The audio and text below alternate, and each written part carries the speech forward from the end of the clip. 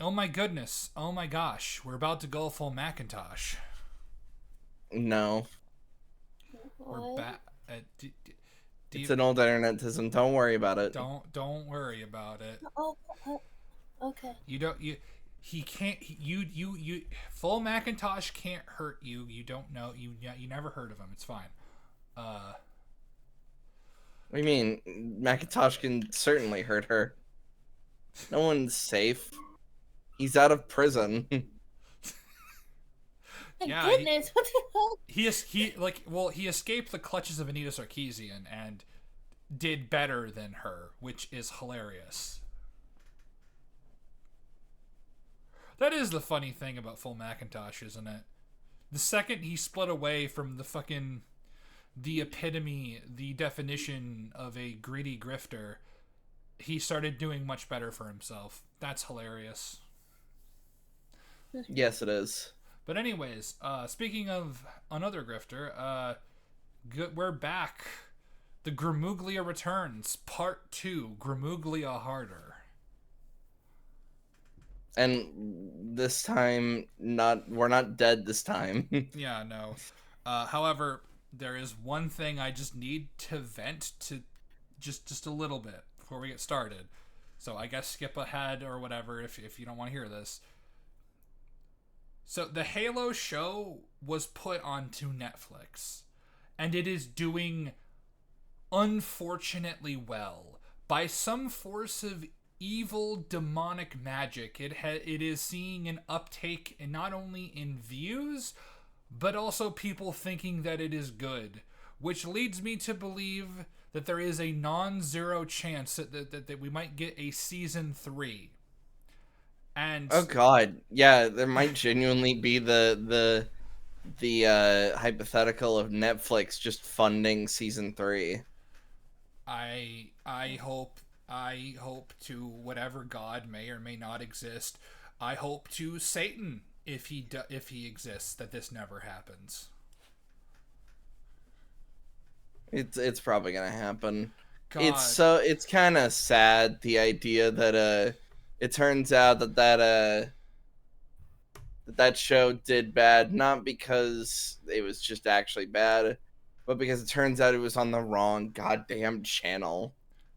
and plus all the people like defending it are fucking stupid. Like, I mean, how much do you want to bet the people that are defending it never even played the games? well, yeah, literally when someone brought up the fact that they didn't like that he took his helmet off, or at the very least we see his face, because Chief's taken his helmet off before in the games. We just have never really. The closest we get is the Halo 4 Legendary ending when we get a close up of his eyes. Yeah, but and we've seen like his face when he was a child And a and teenager. when he was a teenager. But the closest we've come to a description of like his body is when in the flood, when an ODST sees Chief outside of his armor. Yeah.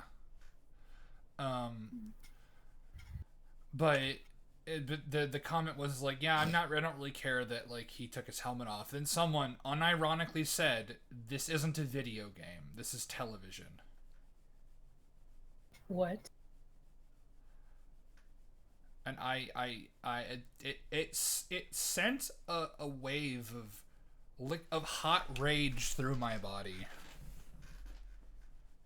Yeah, because we're being outnumbered by absolute retards. Yeah. We're out. Nothing will ever be more infuriating than the fact that we are outnumbered. Like, and not just by like a little bit, by like a lot. Yeah.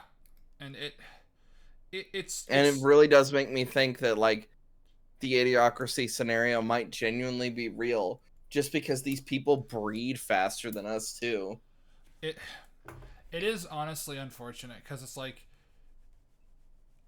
you just get a stunt actor, put him in the suit, and have Steve Downes do voiceover. It's so easy.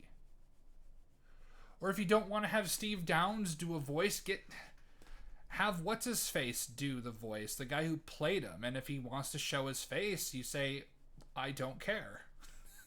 You literally tell him that we don't Yep. care. Yeah, you're Master Chief. You don't take the goddamn helmet off. And it's like, the thing is, you could literally just pay him more than the other people if he's not going to be able to show his face.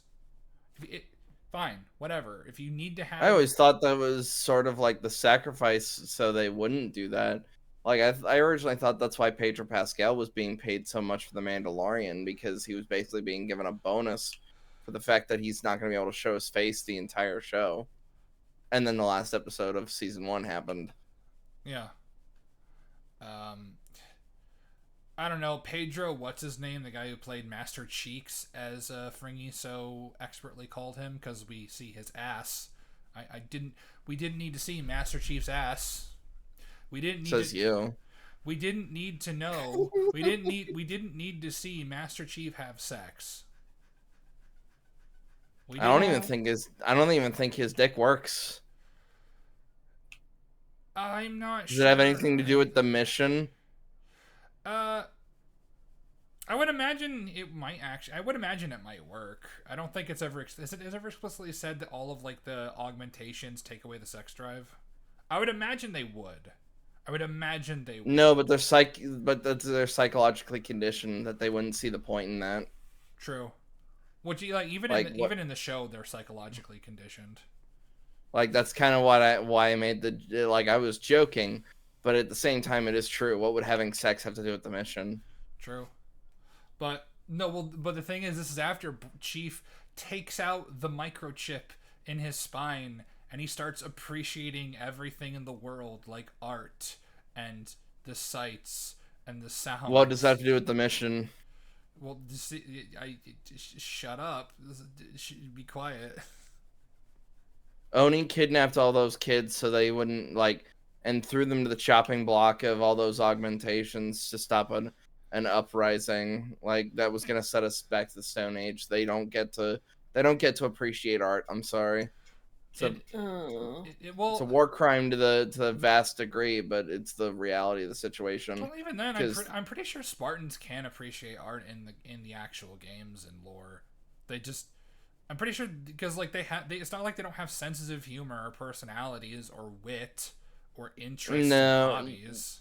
You are correct, but the ones we follow most of the time,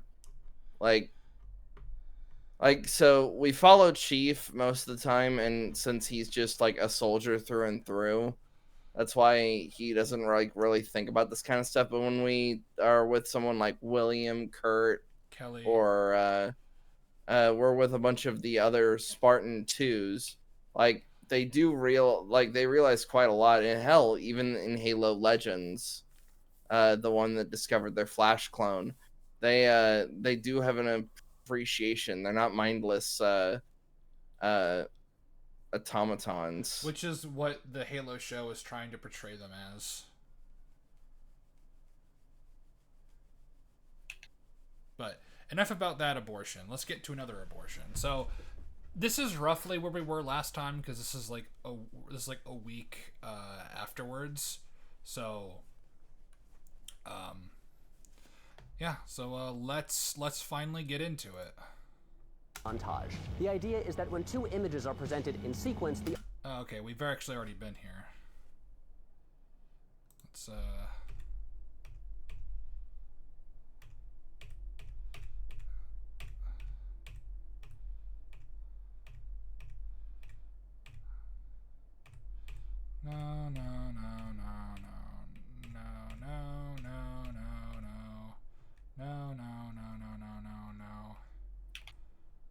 Huh. Oh. Let's try there. Yeah.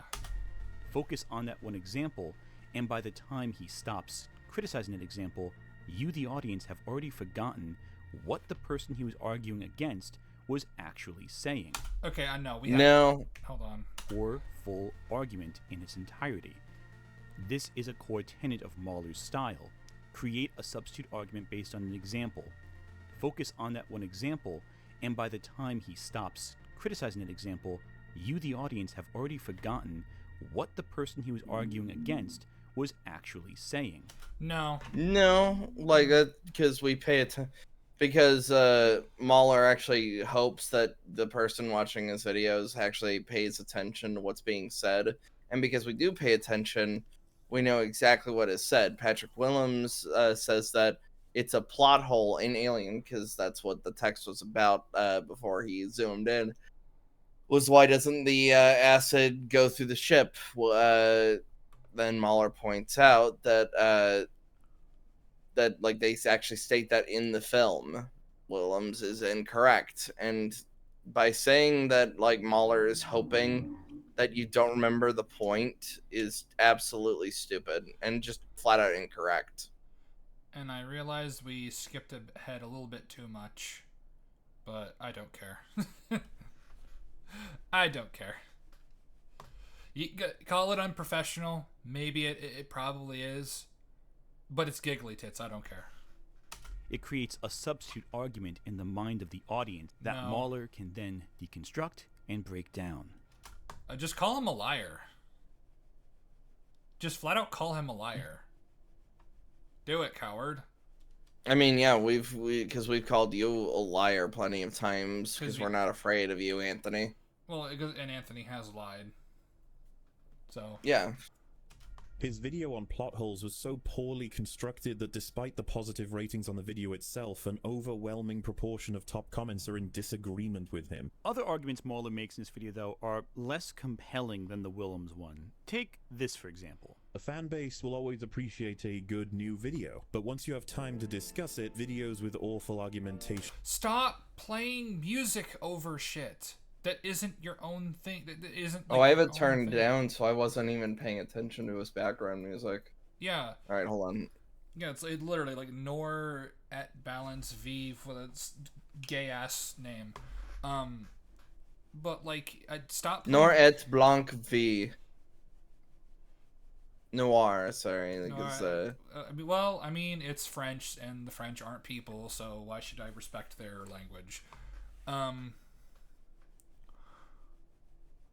Like, stop playing. Like Mahler's videos are audio balanced for the music he puts like in it. Like, because he mainly just does instrumentals. Yeah, he mainly does instrumental stuff like in his Star Wars. Yeah, he does a lot of Star Wars music in his Star Wars critiques, but like it's balanced for that where you hear it, but it's not too overbearing. You are balancing. What you have done is you've balanced this track right here, or at least to your video and your like audio clips of you talking, which works fine, but not with Mahler. So it's just stop it. start to fall apart. I would say that one of the most accurate examples of It also just doesn't fit with this. It just does. It just doesn't fit. Like, it literally be me like playing like fucking Megadeth or Iron Maiden. As much as I love those bands, when I'm talking about fucking Power Rangers or whatever. Actually, no, that might actually fit a bit more. It'd be like if you were playing Steam Powered Giraffe. Yeah, Steam Powered Giraffe talking about the cultural influence of the original Godzilla and yeah. to be Joseph Anderson's attempt at explaining why horror games don't scare him and his follow-up video. His first video was very confusing in structure, conflating his feelings with facts while presenting that an entire genre is fundamentally broken. This served to reveal a sense of ignorance in the exploration of said genre, and I have honestly never seen such a major portion of the comments section in complete disagreement. Similarly to Patrick and H-Bomber Guy, these were despite the positive ratings. So I decided to watch Joseph Anderson's video, and I didn't find the argument particularly complex or difficult to follow. The core argument can be summed up simply as, because horror games have no consequence for dying, and in fact encourage you to... So, that Joseph Anderson... You're wrong. What do you mean there are consequences for dying? It's called being reset to the last checkpoint. That's the consequence. Hey, what happened when I died when we were trying to get the circuit board for the trams in Dead Space? Your What happened? Your progress got Wait. reset. All the way back to the beginning of the room. Not even to before I grabbed the circuit. No, the room itself was reset. But more specifically, like Mahler goes over more of Joseph Anderson's video in his Soma versus Amnesia like mega review or mega comparison, which is really great series. Everyone should watch. It's fantastic. Of course. But like Got me to play Soma again, and Yeah. I kind of really don't like frictional games for the most part because while they're fantastic with storytelling, as far as gameplay is concerned, they're to me at least they're not the most engaging.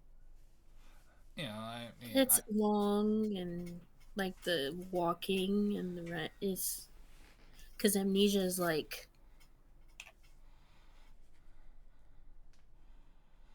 There an end to that sentence? it's like it's like a long gameplay. I mean, And it's just Yeah. mainly sneaking around the monsters and like well, yeah, you have a bunch of notes. well, the idea is that like you're just a normal guy. What are you gonna do against these horrible monsters? Right. No, I Yeah, know.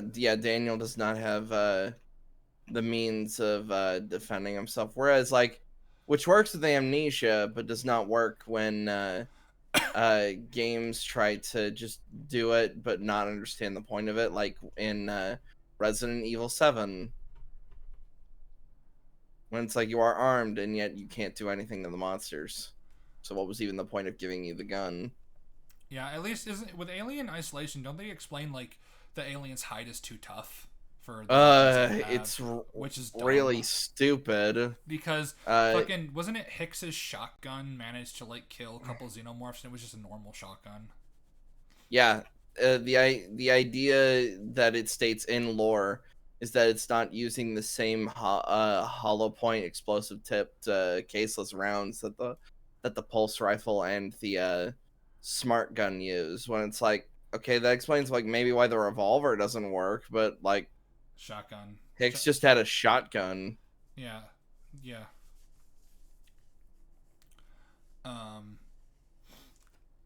Well, even in Alien Resurrection, they had shotguns and stuff. Now, granted, they had like some like incendiary rounds, I believe, with a couple of them. But I'm pretty sure the guy's wheelchair turned into a shotgun, and he killed a xenomorph with it. Yep, But, he killed quite a few of them with that. But like also when Joseph Anderson says Soma isn't really a horror game, it's not scary. Well, I mean, Hellraiser 3 isn't scary. It's funny, but I'd still call it a horror movie. It's in the horror genre. What about horror comedies?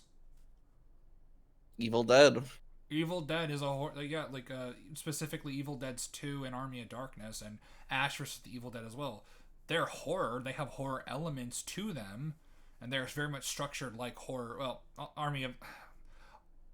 It's not not Army of the Dead. I apologize to Sam Raimi and Bruce Campbell. Army of Darkness. But like Army of Darkness is certainly more comedy than horror. But regardless, right? Like saying Soma isn't a horror game, it's not scary, or saying horror like trying to completely and totally devalue an entire genre of games because there's no consequences, except there are consequences. Your progress is reset.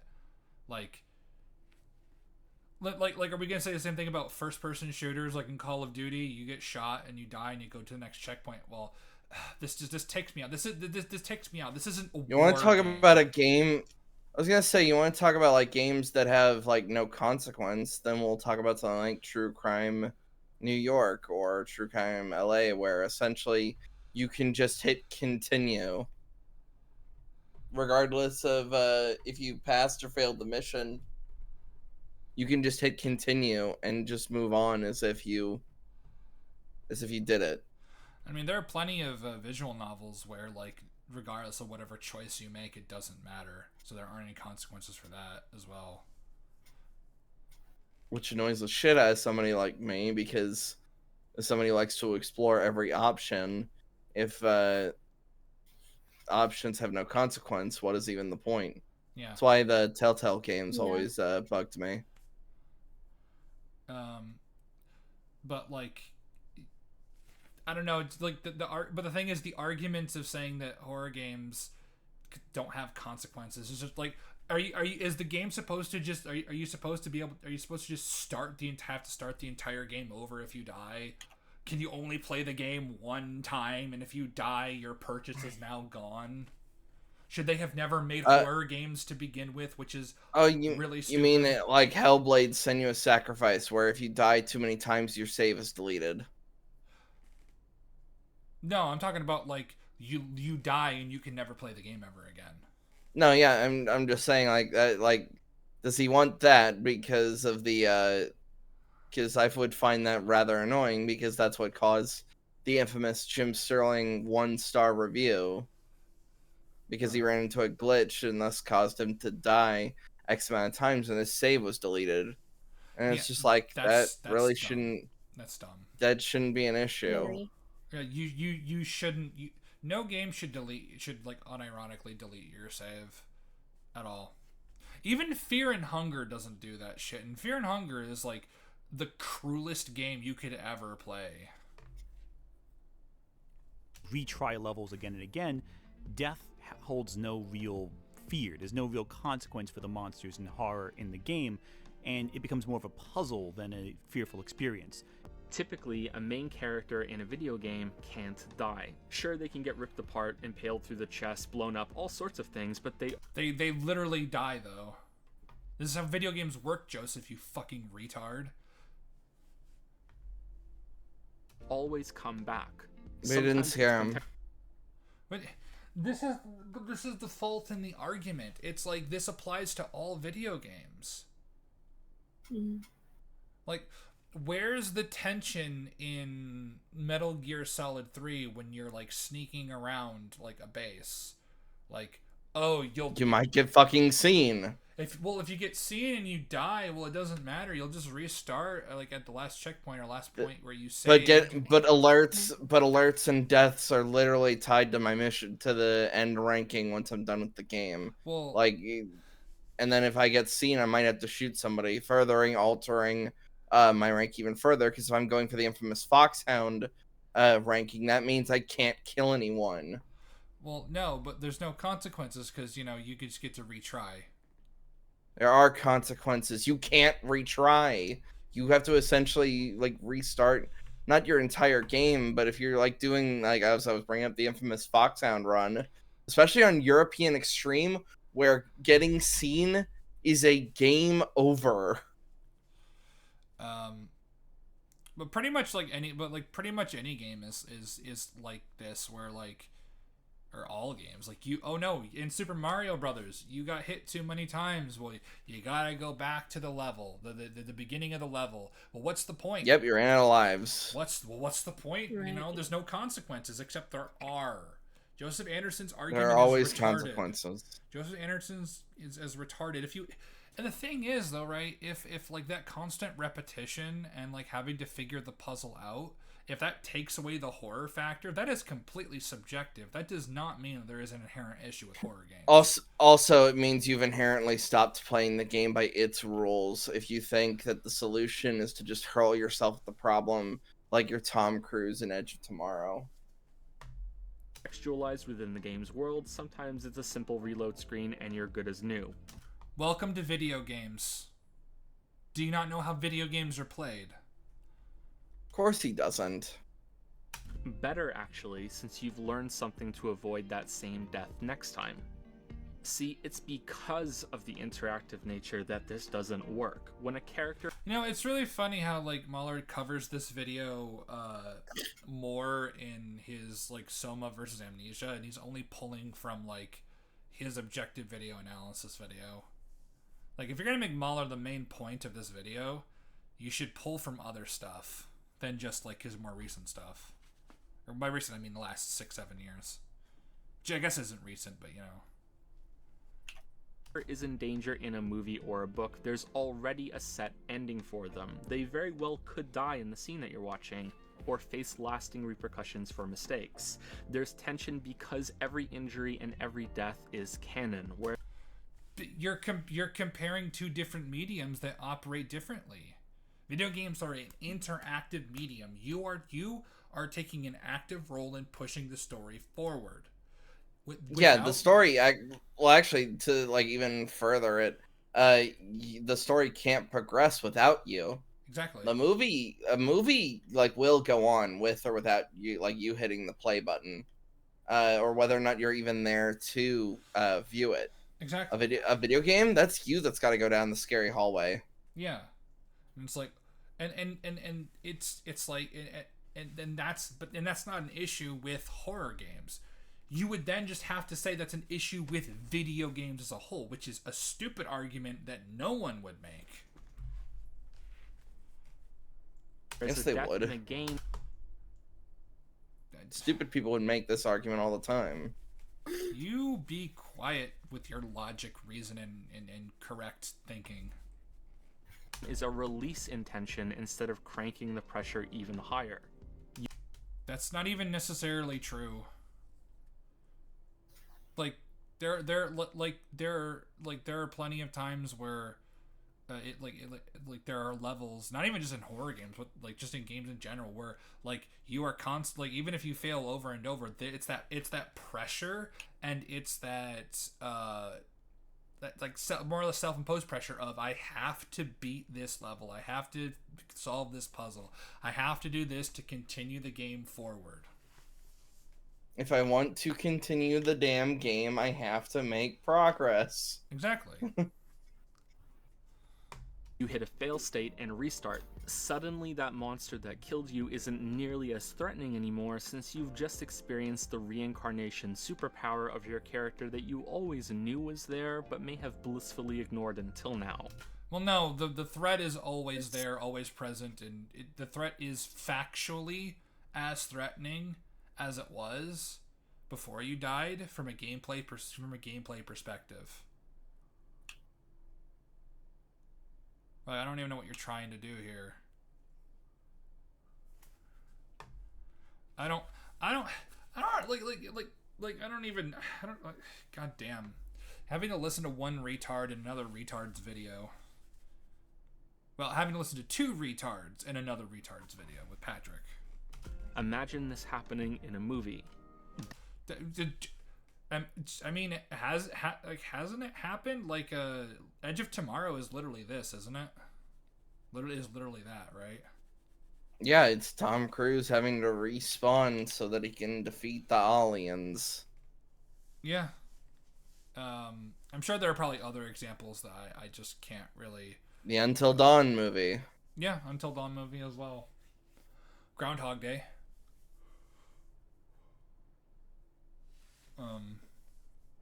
But that yeah. one episode of Supernatural. Yeah. But there's countless other examples. But like, there are good movies and books and TV shows or episodes of TV that do this. Like, I don't know, man. Like it genuinely, like it genuinely sounds like you're just complaining about video games. Which, why even play them? It's what everybody else is playing. He then argues that games that have permadeath in it are actually more intense and frightening than, say, your Silent Hills, where you can die again and again and again and just reload as if nothing happened. The argument isn't particularly complicated. In fact, Mahler also mentions that the comments were against him as well, but didn't he say top-rated comments? Yep. And also, way to go, Anthony. Time has passed, asshole. So those comments are not going to be the same after all this time. Because I see what he did. He's about to go, well, I checked those comments. Yeah. And this is like 5 or 6 years after that video first came out. Yeah, because it came out 2018. Yeah, like 2018. Having looked at the top comments, the ones that got the most engagement were either positive. Time has passed. Told ya. You fucking retard. I know how idiots think. I'm best friends with one and I'm dating another. Fuck you. What?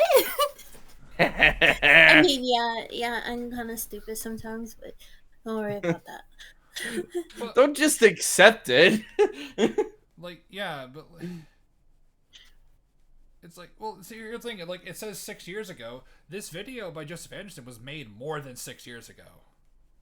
Oh yeah, time has passed. Like, it's ultimately you've chosen a flawed argument to stand upon. Yeah, it is very, very strange. Like, I don't you gotta do you gotta do better, man. You gotta do better, Senator. You gotta do better. I don't know how you managed to grow this fast. Like, God, what like am I what? Retards like to circulate around retards. Well, no, I know, but like Misery loves company. I'm just wondering, like, I believe he worked for CBR before YouTube. I could be wrong though. So I remember he was very active on Twitter before he came to YouTube. And I think I remember in his profile as former CBR. I don't know if it's not. I apologize. I was wrong. But if true, I bet that he had some of his old connections get him some boost in the algorithm. But Probably. But honestly, that's just tinfoil hat shit, you know, like. And if I'm wrong about the CBR thing, I'm wrong, and I'll accept that I'm wrong.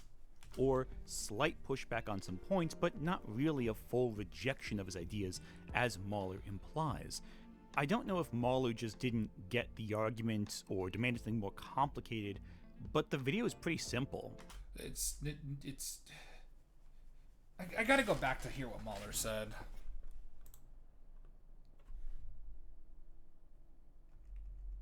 So sorry.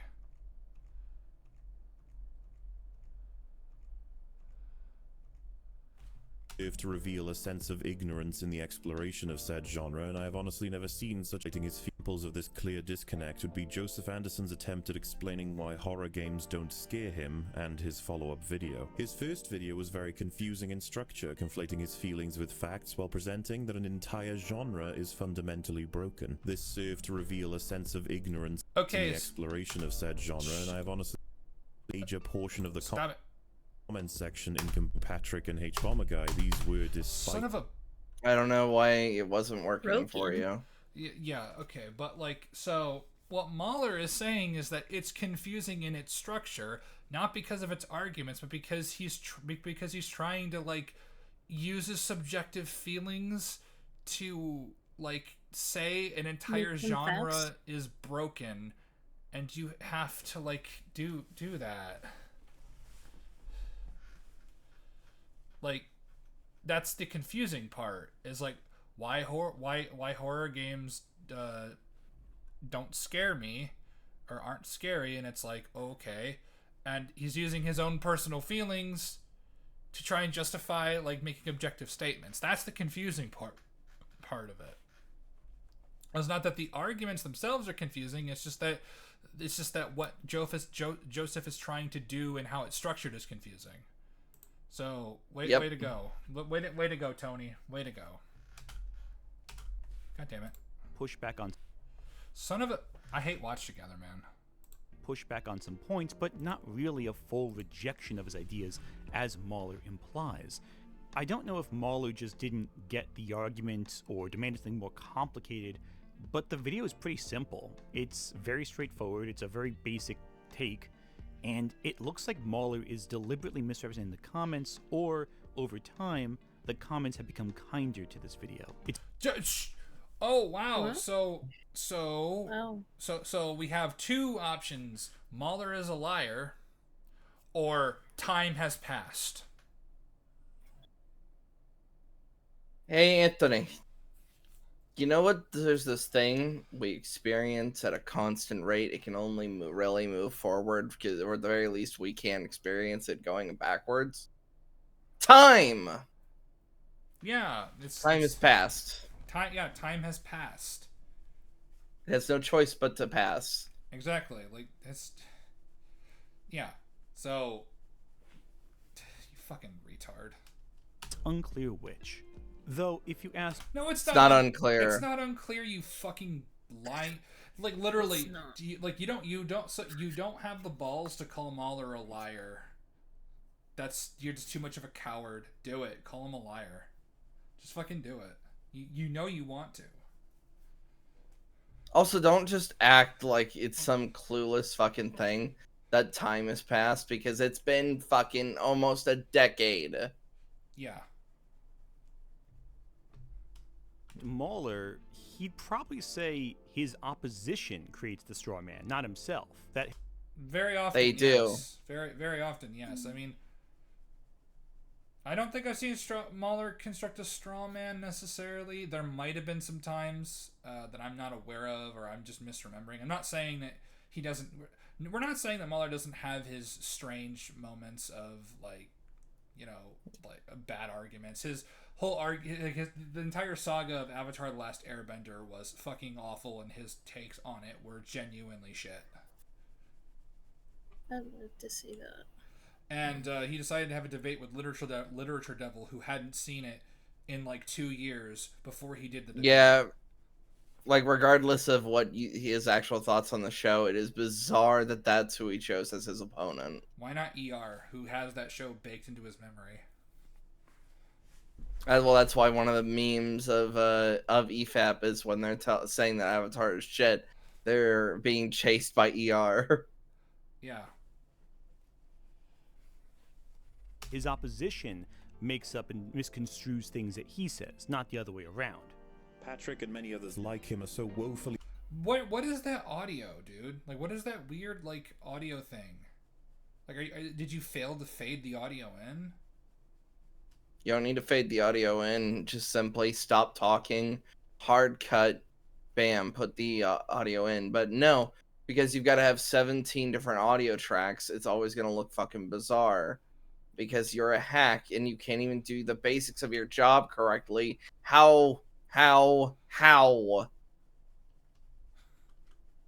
Like, as I'm editing our fucking Dead Space shit right now, I'm making sure, like, our audio is fucking not perfect, because perfect doesn't exist, but it's damn near close as it can be. Actual doofus. Beyond inconsistent that their only recourse is to invent quotes from their opposition in order to make them look more ridiculous by comparison. It's a hypocritical straw man, and it's not very effective. While this backward logic is splattered across different conversational threads, my channel... Anthony, I can hear... Turn your music down, asshole. Turn it off, my god. My god. It also doesn't help that Mahler's video, like, there's no fault on Mahler's video since it's the one he's responding to, has music. Yeah, so putting your music over his music is just creating a conflict of sound. You need to just in this case, like, the best thing to do is to just let the clip play. Yeah. Has been generating more and more interest from people who enjoy the central premise. People who rather clearly understand what I'm actually doing here. So no worries, folks. I am fully aware of them trying to play the semantics game to discredit my work and the work of many other creators. Not for nothing, but it looks like Joseph Anderson's video also profoundly ratioed Mahler's original video response. 1, Miller channel, different numbers. Secondly, asshole, fuck off.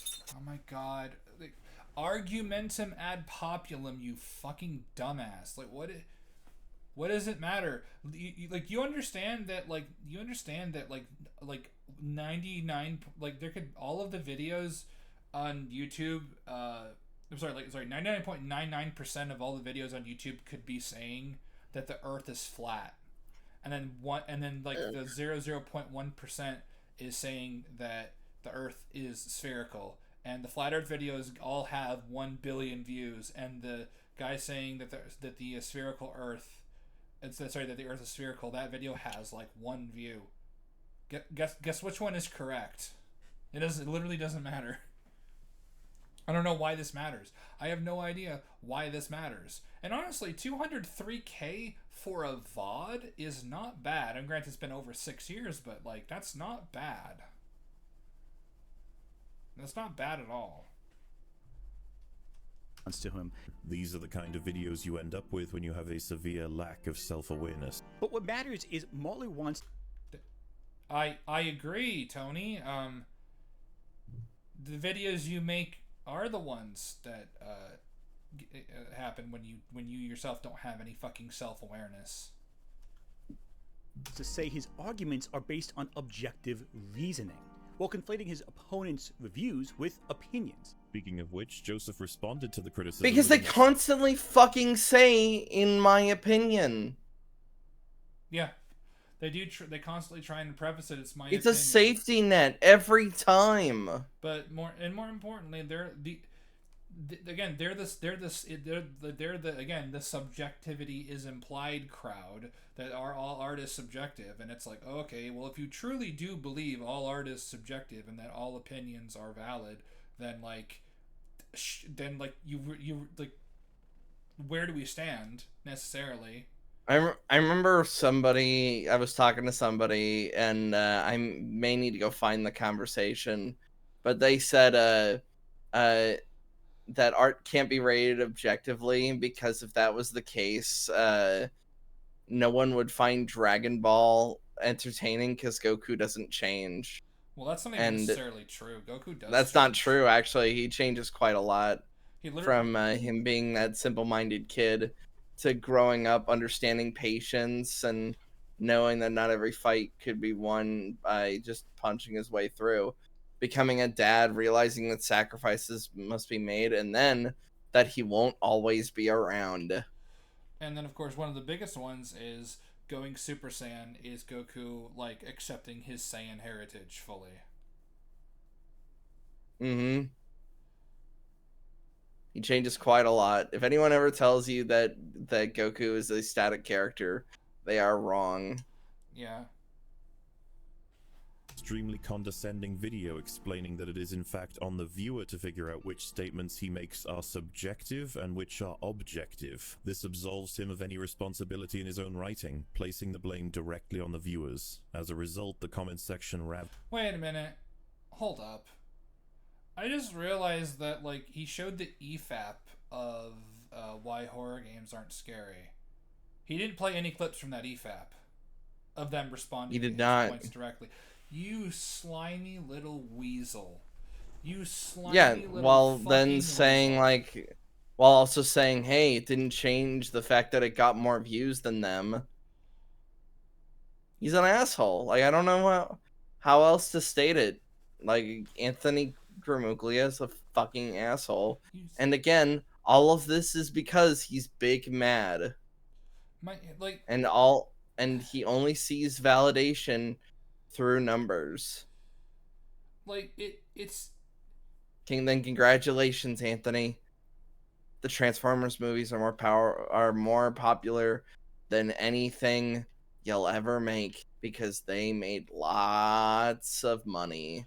The Transformers, Transformers 2 Revenge of the Fallen, it made more. I believe it made. No, I'm sorry. Wasn't it Transformers 3 that made, technically, if you account for inflation, made as much, if not more, than The Last Jedi? Pretty sure. I think it was 3. It made over $1 billion, and that was 2011. So. him once again. These are the kind of videos you end up with when you have a severe lack of self-awareness. Okay, let's work with that and examine the methods he uses to determine objectivity in a narrative. Why haven't we been doing that since the beginning? Because that would give away his argument, and also he'd lose more weight to it. Why haven't we been doing this from the beginning, Tony? Because he'd lose. Oh my! I know it's you fucking you dingus piece of fuck. God damn. That's something I haven't heard before. Dingus piece of fuck. Best insult ever. Listen, all right. I'm trying to come up with new, elaborate, convoluted insults. Give me a break. Many people across all debate. Worst case scenario, just reach into the Baldur's Gate playthrough and just start saying what your bard said. Oh yeah, You true. just, I could do that. or you just out of nowhere called someone a cuck. Yeah. Discourse from I the don't, dawn of time. I don't even I've remember put in what a was strong- happening, but yeah, you were just like, you cuck. It's like, oh. Just Yeah. called him a C word. Well, yeah, because it's cutting words. I'm mocking them and insulting them to throw them off.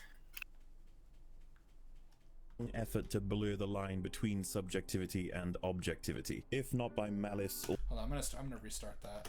many people across all debate, discussion, and discourse from the dawn of time have put in a strong effort to blur the line between subjectivity and objectivity. If not by malice or ignorance, it is a backward way to win an argument, to redefine a landscape until your feelings are considered fact, with no regard for what the very definitions of those words even are. And with more and more controversial discussions taking place, you will eventually find the word opinion is thrown around far more than references to the topic being discussed. The purpose behind it, in this case, is to champion the idea. Okay, one more thing. Why are we not looking at one of his reviews and looking along how he actually, like, when he's actively criticizing something instead of just talking about the state of video essays at the time this video was made?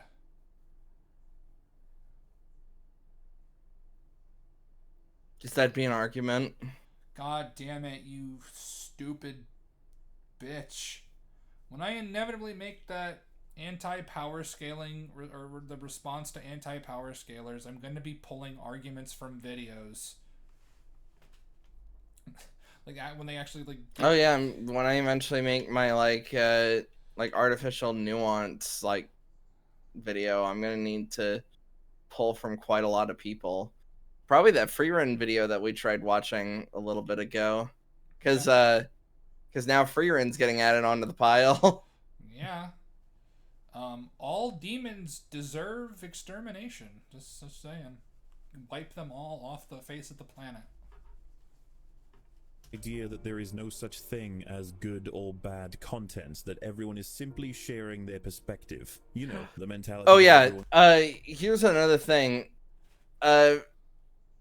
So if somebody says art cannot be objective, then you need to say, then you need for a fact tell that person that they are saying that there is no such thing as good or bad art. And if they say, I said no such thing, to imply that art cannot be rated objectively, you are taking away the power behind good and bad.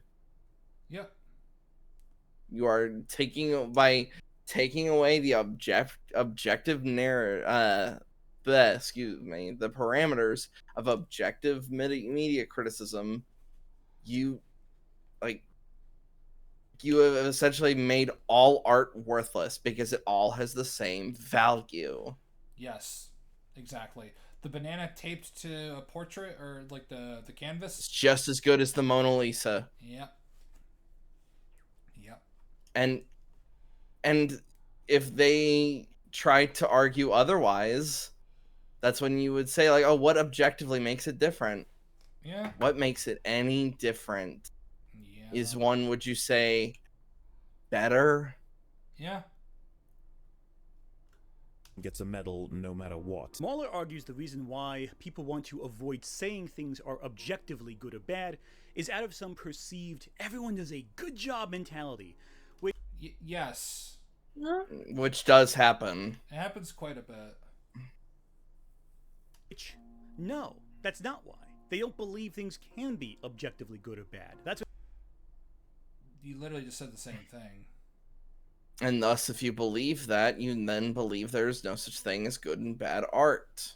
And thus and thus all art is, at least when Thus, it comes. The Last Jedi has the same fucking amount of effort and the same amount of skill, and then the same quality as Citizen Kane. Yep. Doesn't that hurt to say? Yeah. they don't say it. It's not that they have some interior motivation. They just don't believe that's the case. Well, no one's implying that they have like some kind of interior motivation.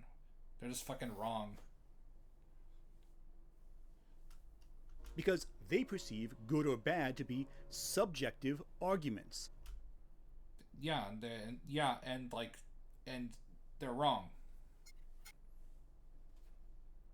And the thing is, Mahler knows this is the case because he just said it 5 seconds prior. Separating how they feel from the art itself is something they disagree with at the core, so of course they get upset when you point out a flaw they can't reconcile emotionally. But this is not a foreign concept for them. They are fully aware of the difference between objectivity and subjectivity, and they know when content is poorly made. It simply doesn't apply when it's their sacred cow. Thus, they end up taking criticism as a personal insult, but good lord, that is not the case. But let's add a little bit of a lack of self-awareness there and hypocrisy. Hold on. I need to listen to what the previous spiel. Debate, discussion, and discourse from the dawn of time have put in a strong effort to blur the line between subjectivity and objectivity. If not by malice or ignorance, it is a backward way to win an argument. To redefine a landscape until your feelings are considered fact, with no regard for what the very definitions of those words even are. And with more and more controversial discussions taking place, you will eventually find the word opinion is thrown around far more than references to the topic being discussed. The purpose behind it, in this case, is to champion the idea that there is no such thing as good or bad content, that everyone is simply sharing their perspective. You know, the mentality that everyone gets a medal no matter what. Mahler. Okay, so that's not a contradiction, you fucking dumbass. Yeah, that lines up rather well. He's not saying that people don't know the definition of the words. He's saying that people, they have no regard for the definitions. That doesn't mean they don't know them. You lying sack of shit. Who here has no self-awareness or hypocrisy going on? Besides, it's much easier to simply smear people who disagree with you rather than open a discussion. Isn't that right, Quentin? To state that your opinions, which mostly come... Don't defend Quentin here. Don't defend Quentin. Quentin reviews is not worth defending. Down to things like thoughts about the lore and nitpicks about dialogue are objective facts that can never be disputed by anyone. Yes. These are things that have been written down and established. If Luke Skywalker says he likes hot chocolate, then it's a fact that he likes hot chocolate, which is canon, by the way. Actual canon. It very much is. Yeah. It also just, does have to imply some level of common sense. The hyperspace kamikaze, they could have easily written around that by saying this is, the first time it's ever happened. But, even then, that's pretty, dicey. Because, common sense would dictate, why the fuck didn't they just take a bunch of spaceships loaded with droids and then just shoot the hyperdrive at the Death Star? You don't even need to do that. Get a bunch of fucking asteroids, strap hyperdrives to them, because in the prequels, Obi-Wan gets, a fucking hyperdrive attachment onto his, ship. Right? Oh, yeah, because onto the Delta 7. Yeah. So just do that with a bunch of asteroids, or even just a giant asteroid, and launch them at the Death Star. You don't even need to waste fucking ships or droids. You just use asteroids. Is ridiculous. Or not even you could also just get scrapped ships, just big hunks of metal. You don't even need to do that. You could just get a penny. Yeah. There is that scientific equation of how fast would a dragonfly have to be to destroy a semi-truck. That's why in the first movie, Han says that precise calculations will bounce too close to a supernova, or that'll end your trip real quick. Because, you're going faster than light. Well, and it's also just implied that, hyperspace was its own separate dimension that you're using as a shortcut.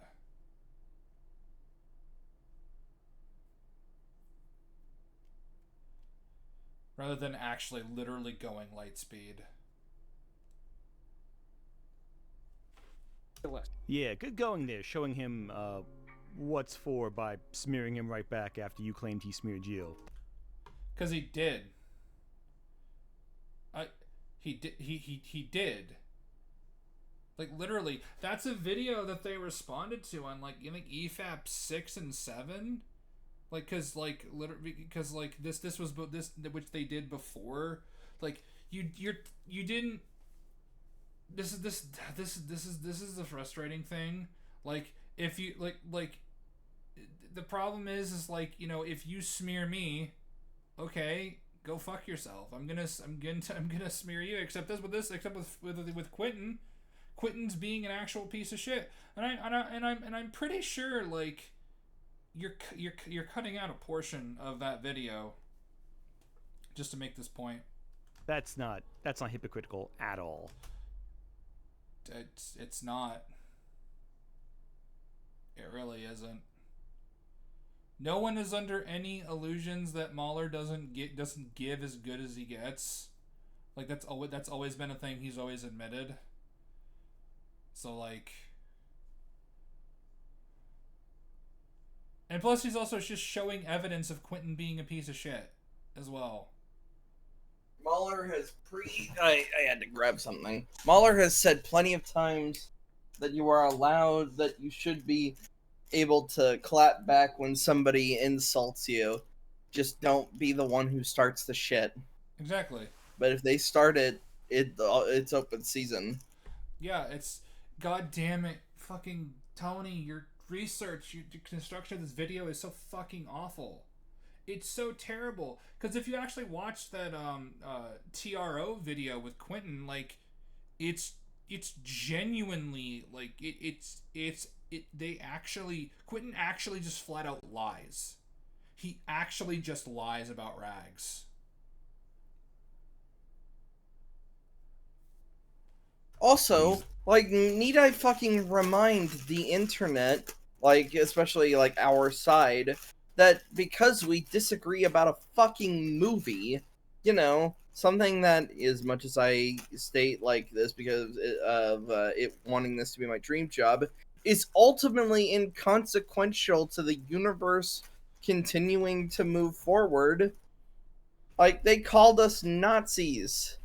Nazis, racist, sexist, fascists. They tried to ostracize us for something that's small over something that, like, is ultimately not as consequential as anything else. I mean, that's what these people love to do. What was worse, like TLJ or the stuff with TLJ or the stuff with Black Panther? Black Panther, because they were trying to like make it this. Actually, no, I'll one up you, Eternals.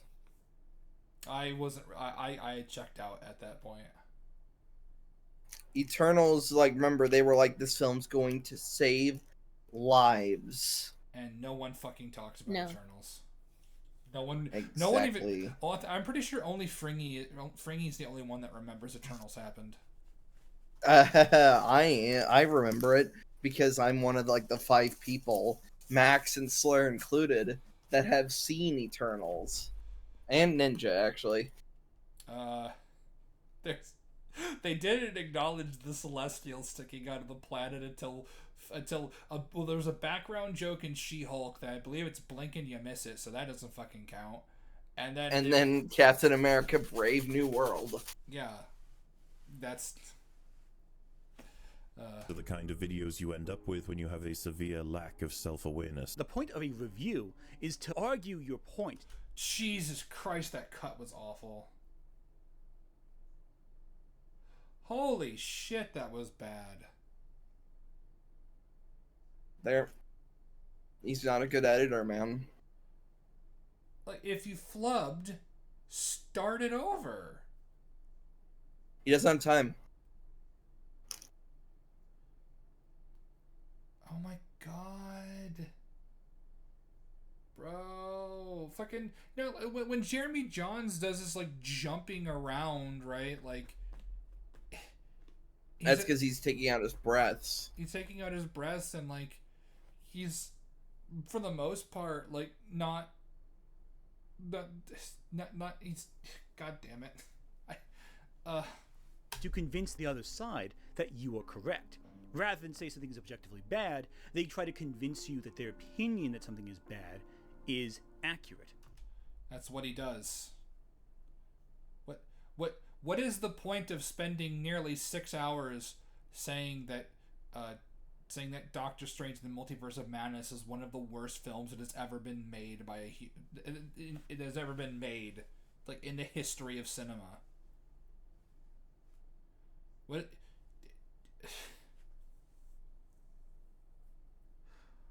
is, like, a review, or at least, like, that style of review, if not to try and convince people, like, by exhaustively showing references? A waste of time, according to these people. The thing is, though, with that structure, you have to have a convincing argument. Which... Yeah, but apparently whatever Mahler says isn't just not... You know what? To these people, like, nothing he will ever say will ever be convincing enough. That we know for a fact.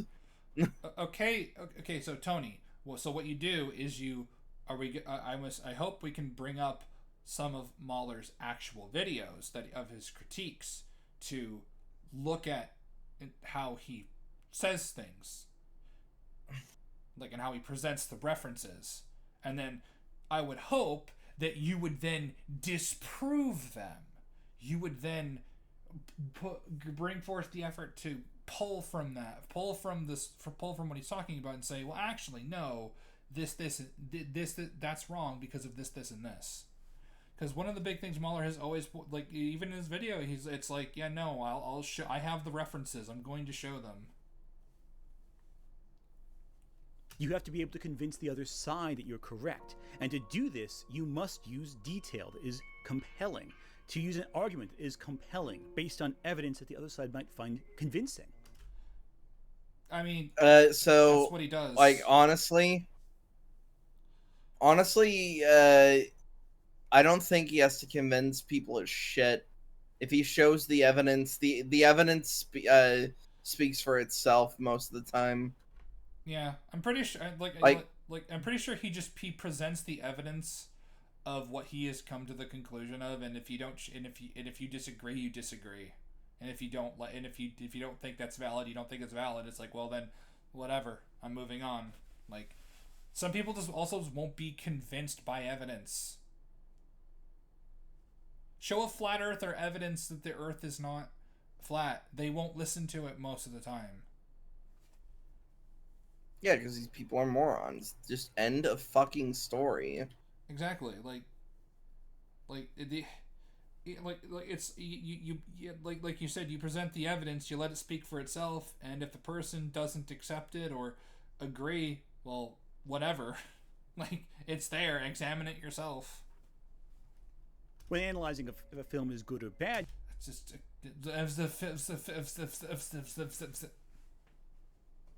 you can go, well, what elements are not great about it? How is it made? Is the acting realistic or unrealistic? Is it compelling? Is it can you feel the emotions? Irrelevant.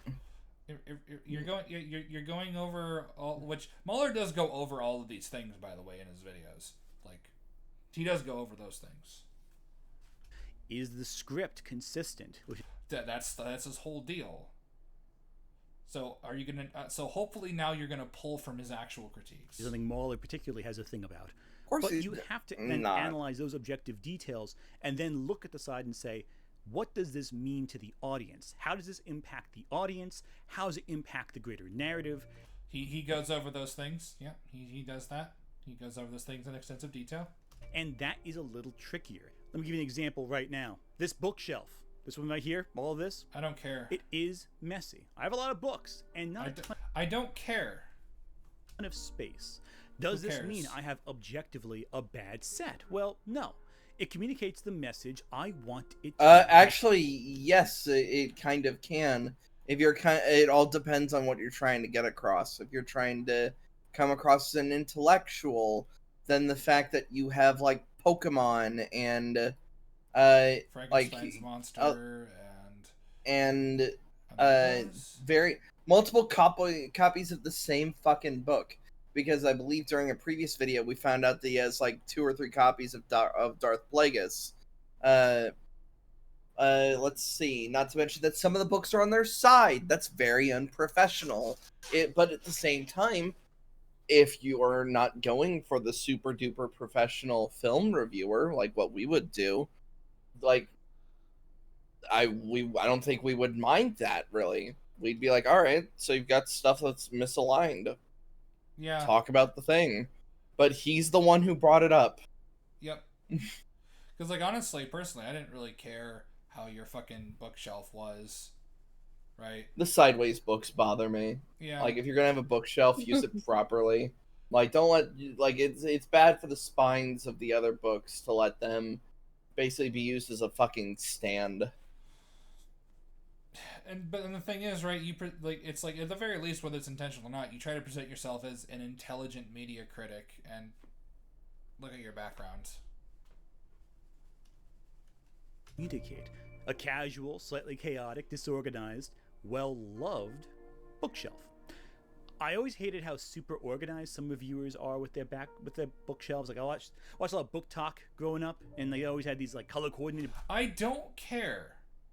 Why? What does this tangent have to do with anything that you're talking about, Anthony? Well, you see, does having a messy bookshelf make it like means it's an objectively bad set? It's like, no, not inherently. Like you said, it depends on what you're going for. Anyways, I never really liked, like neat and organized bookshelves. It's like, oh, okay, I don't care. Bookshelves, and I always felt like, well, do you actually read Also, these books? if you're really trying to go for like this sort of unprofessional, like just hanging out style bookshelf, then actually dedicate more space to your collectibles. Uh-huh. My Diva's seen my my bookshelf, and I only own like a few books. They do take up a good chunk of space, but then next to those is like other sorts of collectibles. There's my my Hobbit pipe. There's my there's my copy of Army of Two for the PlayStation 3. There's my Warhammer book.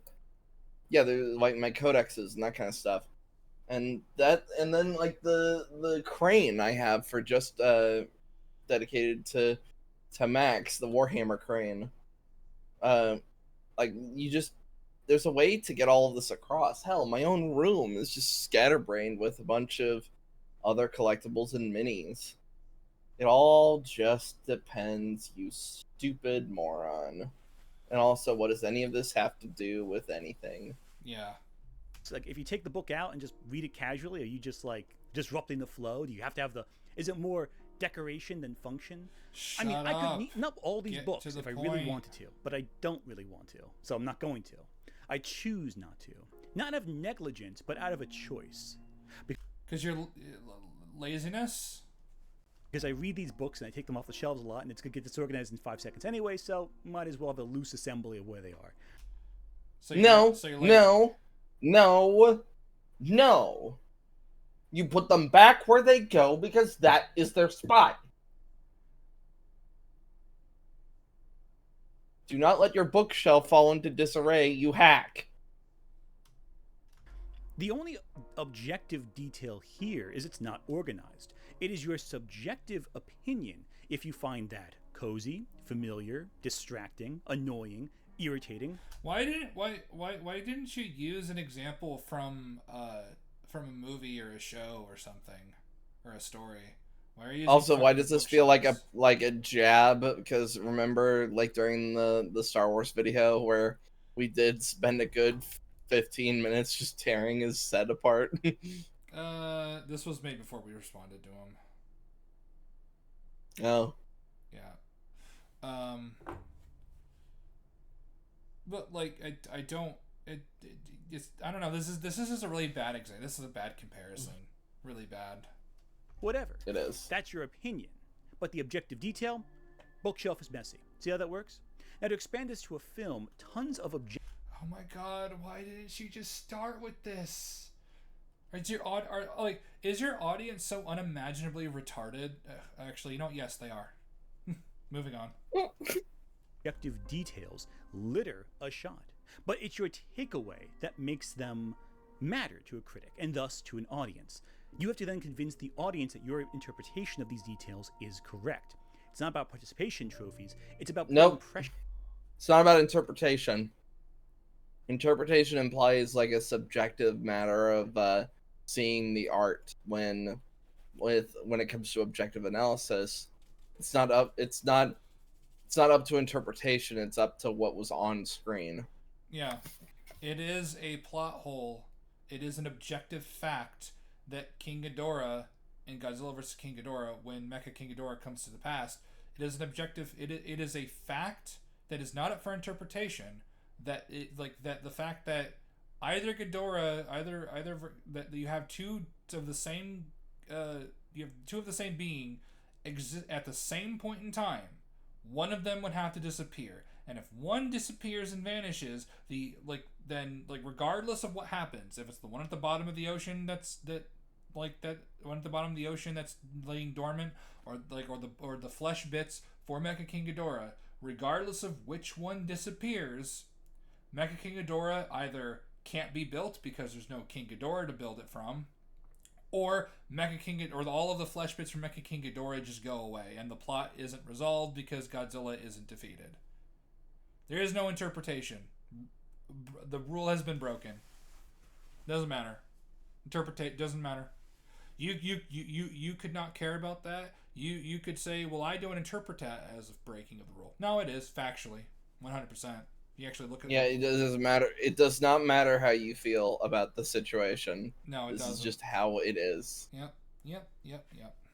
Pressure on the critic to better convince the audience of their perspective. Saying it's in my opinion can be used as a crutch by some critics, but by a lot, by most, actually.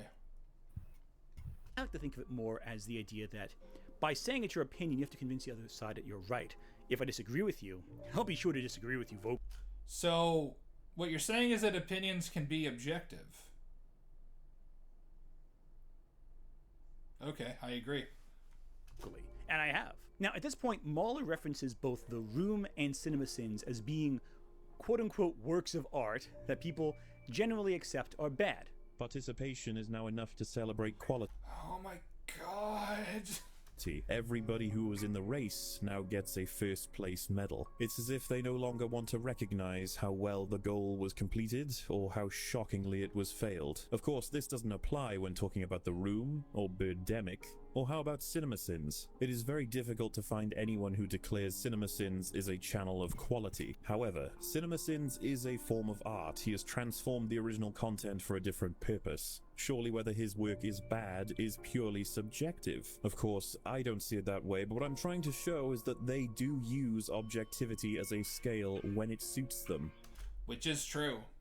This happens quite a lot. Yep, you cannot state something is good or bad if you do not believe in an objective scale. Yeah. But that fights their principle of everything coming down to an opinion, so you will only find it happening with the things they so desperately want beaten into the ground. Well, first off, Mahler, you seriously overestimate the number of people who like CinemaSins, even in 2025. Not the point, and also this video wasn't made in 2025. Well, no, even in 2025, but like, what do you mean overestimate the people who like CinemaSins? He literally said that very few people find them of quality in the clip that you played. He agrees that there aren't that many people who like CinemaSins. What are you talking about? Yet there's a vast quantity of people who believe that CinemaSins like started the whole revolution of people like analyzing movies, or the nitpick style or whatever. Which, by the way, CinemaSins, like, their influence on media analysis is like not as big as people claim it is. Most of it goes to Red Letter Media. Yeah, but like he would agree with you on this, Tony. He would agree with you. Especially 6 years ago when you made this video, I remember hearing stories about people putting CinemaSins on at bars and people like cheering it on. Like, that's anecdotal. I've heard that before. I never saw it personally, but anecdotal evidence is yeah. So you heard this, okay? I don't believe you, actually. I don't believe you. Like, come on! Like, people are watching it, laughing, getting along with it, drunk, echoing the opinion CinemaSins had, looking for sins in media. Tons of people do that.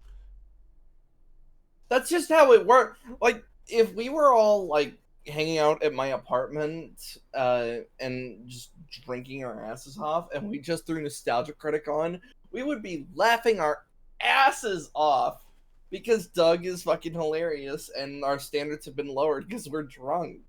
Yeah, and honestly, I'd rather be watching Doug than this asshole. If I didn't make Yeah, because money, ultimately Doug's funnier. if I didn't make money from this, oh boy, It's very well I'd still do it. I'm a whore. widely done.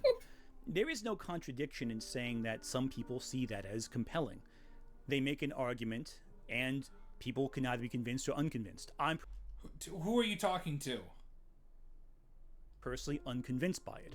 I think CinemaSins is garbage. I don't care. Mahler thinks CinemaSins is garbage. What do you mean? Who are you talking to? But that is a subjective perspective. No, No, it's not. No, it's not. They're bad. He's proven it time and time again. Why Jeremy?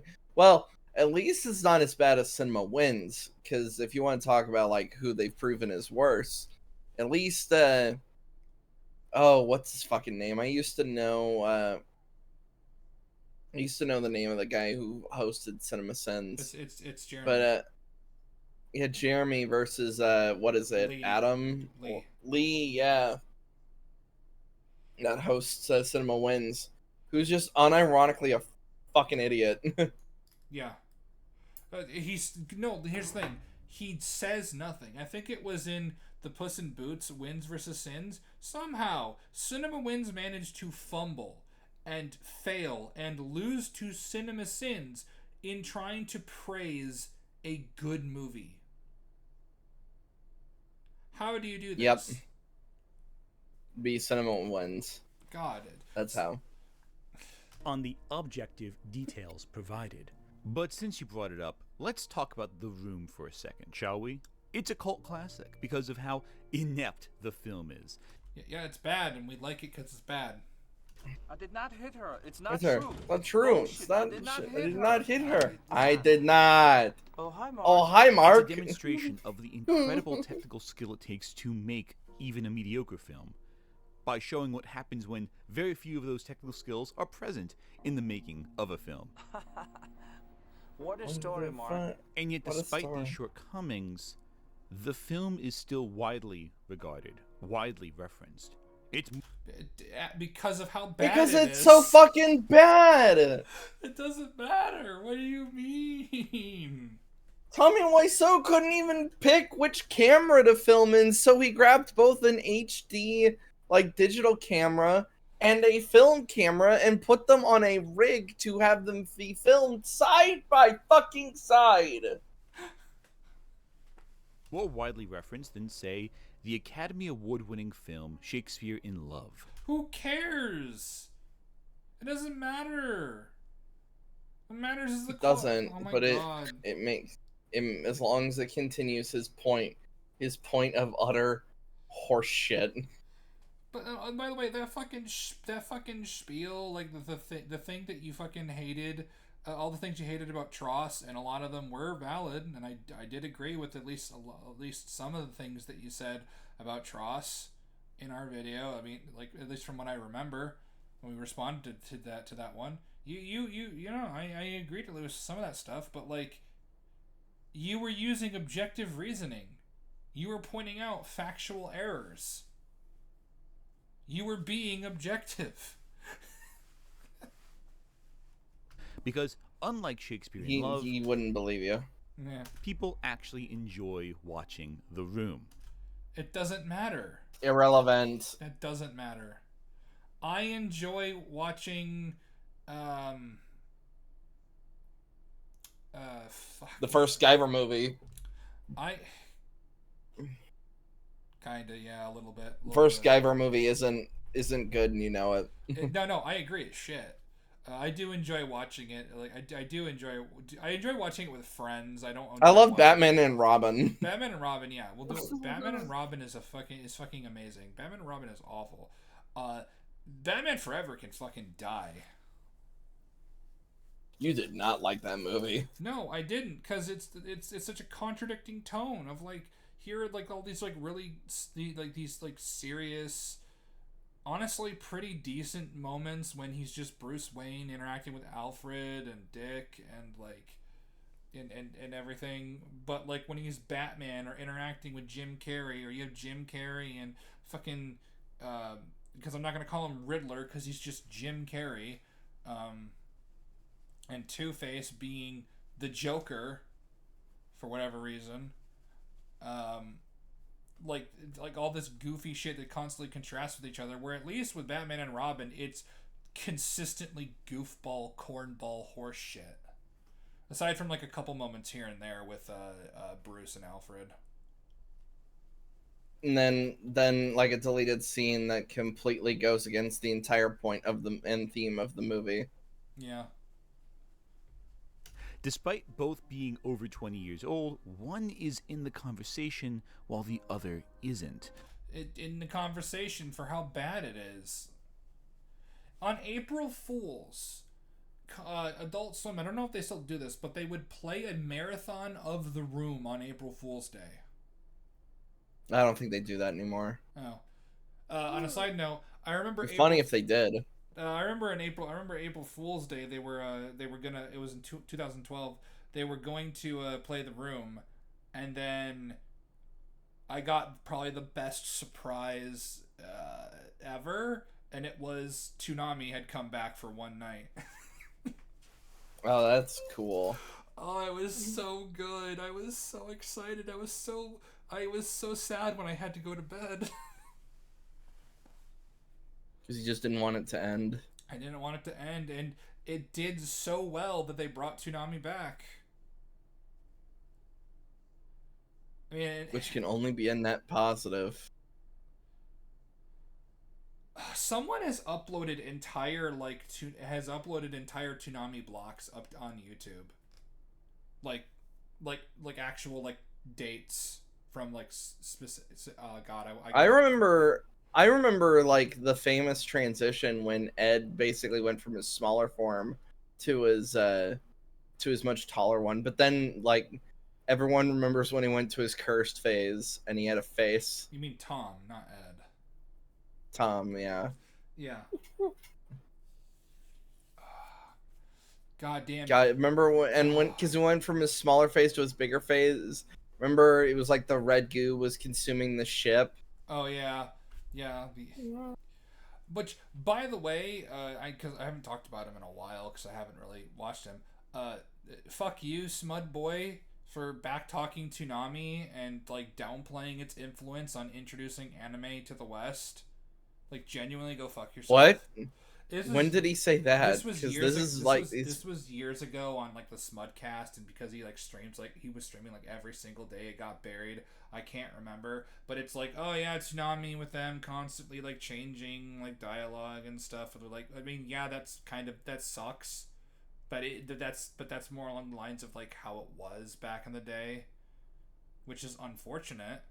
And then it's like he tries to equivocate like the early ages of the internet and fan subs and early pirating when it came to like introducing anime into the West or something to that effect. I'm like, don't you dare badmouth Toonami or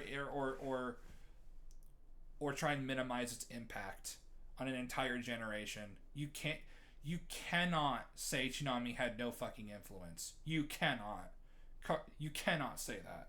And Toonami and WB like for kids like even like the old Adult Swim anime block like back in the day, you know, Bebop. That's what introduced a lot of people to Yu Yu Hakusho. Well, Yu Yu Hakusho, and then Yu Yu Hakusho went on Toonami. Yeah, but still, it's what got the wheels going. Yeah, you had like, oh god, Adult Swim. I remember it was on weekdays. It was around, I think it started midnight or 1 a.m. I can't remember, but it was around. I saw a clip that was home videos, and it's just like I can't go to sleep. I have insomnia. Have you thought of like going into your bed and laying down and closing your eyes. Oh, that's just great. You're hey everybody, she's such a fucking genius. She said the cure to insomnia is sleep. But I think it was around like 2008, 2007, 2008, like around midnight to 1 a.m. ish. It was like full block of OG FMA, then a full block of Bleach, and then I can't remember what came on like before or after. I think it was Wolves Rain, but I could be wrong. Like it was like I think it was like 4:30 to 5:30 was Inuyasha, and like I would always go to bed at 5:30 in the morning because I watched all that shit. Because of course you did. Oh yeah, God, like we don't accept Toonami slander in this fucking household. Toonami was fucking awesome. There's a reason why some films become so bad they're good, as opposed to others. They're just I don't so accept that fucking. So I accept it as a colloquialism, but like so bad it's good. That doesn't actually mean it's good. No, it is just bad. Yeah. Like as much as we memed about it, like fucking I Am Here, or no, sorry, Fateful Findings was dog shit. It was fucking awful, but it was so funny. It was so funny, but it's awful. It's a bad movie. Like, no, we couldn't even discern what the fucking plot was outside of Neil Breen exposing being an expert hacker and forcing all of these like high like these like CEOs and shit to kill themselves. I am resigning as president of the bank. The bank. You wanna know what Google said about it to make it see? What? It says a boy develops an amazing mystical powers and uses them as an adult to hack the government databases. I think that's what happens. I mean, that is technically what happened in the movie. It's not necessarily wrong. No. So I can see what the international corruption is about. Yeah. But again, it's like it doesn't matter if something's talked about more than another thing. It's irrelevant. Bad, because objective details that you can cite as good or bad do not always add up to the same sum. Of course, no one disagrees. Also, that is just a bad moment of like when Tommy is laughing. Like, if I remember correctly, Mark is telling a story about how like this lady got like her face all chopped up. Yeah. What a funny story, Mark. No, of course, a movie is gonna have more positives than negatives, or more negatives than positives. Like, no one disagrees with this. That's just how basic shit works. Yeah. 2, for example. The first one is, I mean, I think it's trash too, but people liked it well enough as a so bad it's good film to laugh at. The second film does much the same as the first, but it's terrible. While the first one felt sincere, the second one felt staged. No. So? Well, the guy who made... I mean, that's ultimately... The first two... Even the guy who made the Birdemic movies doesn't agree that they're bad. He thinks they're good. Also, let's never forget that, like... that's one of the reasons, like, we all talk shit on, like, the Asylum. Is because, it like... Asylum movies are almost... They're almost, like, trying to be bad. Oddly enough, if I believe it was at least produced by Asylum.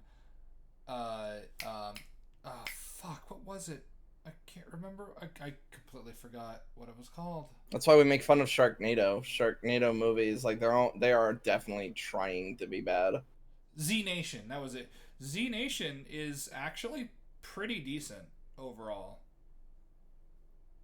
Like, I actually very much enjoyed Z Nation. I mean, I fell off of it, but a lot of the stuff, like, it has some shockingly good acting in certain areas. Like, I was just surprised because I believe it is like funded by the Asylum, but it's not a terrible show. Like, it's genuinely great in certain areas. Even though objectively they are very similar, they do much the same things, the scenes are kind of the same. They're both shit. They're both bad. Audiences rejected the second one in favor of the first. It doesn't matter. They're both shit. I feel like anytime he opens his mouth now, like I have to bait like in my head playing the fucking Tokyo Ghoul theme in my head because he's just so stupid. It makes you a bit sad. Like we're having we're having a completely different conversation. Like he's having a different conversation than Mahler, because Mahler is like, he even goes over like audience reactions in his videos. What do you mean? Like, what are you talking about? Like his Star Wars Can't Grow Up video, which I still think is one of his best videos. Like, showing all the people, like, cooming themselves because, remember the Clone Wars? Do you remember Vader? Vader. Yeah, remember Darth Vader? Remember red lightsabers? Remember I can't believe I would have to be reminded. I never thought I would have to be reminded about fucking Darth Vader. As if, like, yeah, I do remember Vader. He's almost one. It's almost like he's one of the key characters of the entire saga. How could I forget him? Yeah, like, and he was talking about and he was just talking about like these people's constant cooming over the most basic shit. Like is the reason my Star Wars is one of the reasons, not the sole reason. One of the reasons why Star Wars it still is in such a shit place.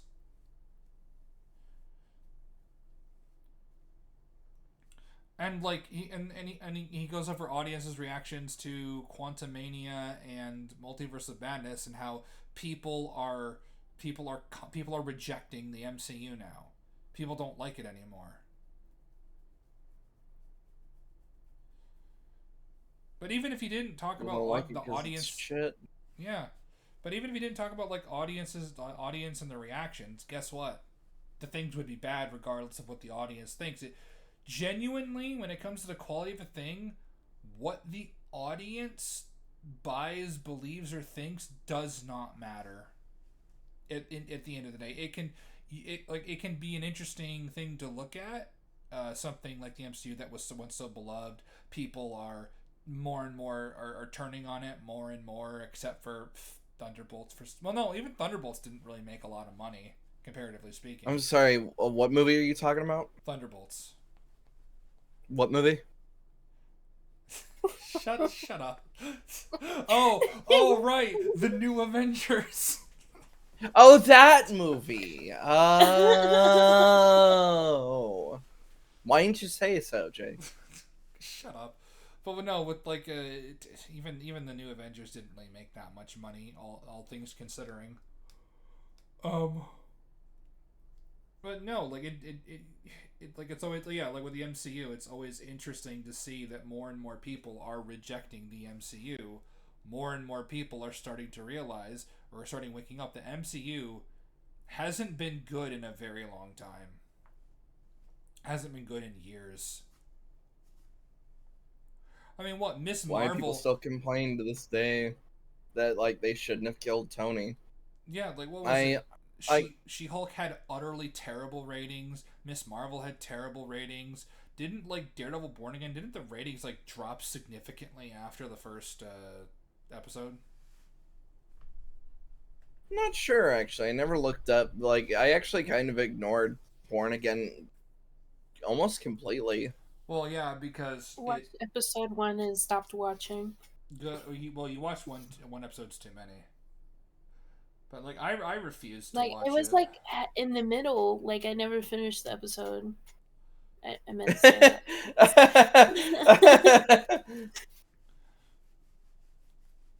I like to imagine it wasn't out of fucking anger or anything, which would have been like mine or Jake's response.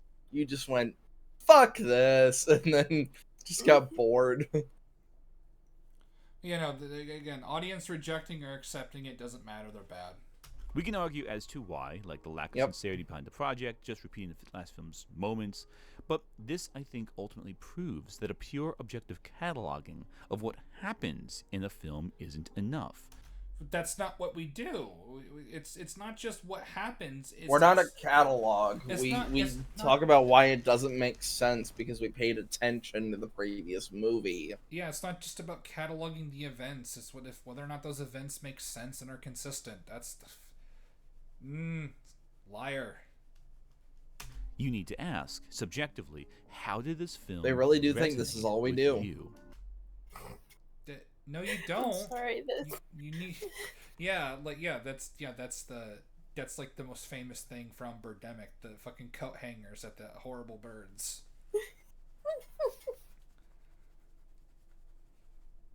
It doesn't matter how a film resonates with me. If it's bad, it's bad.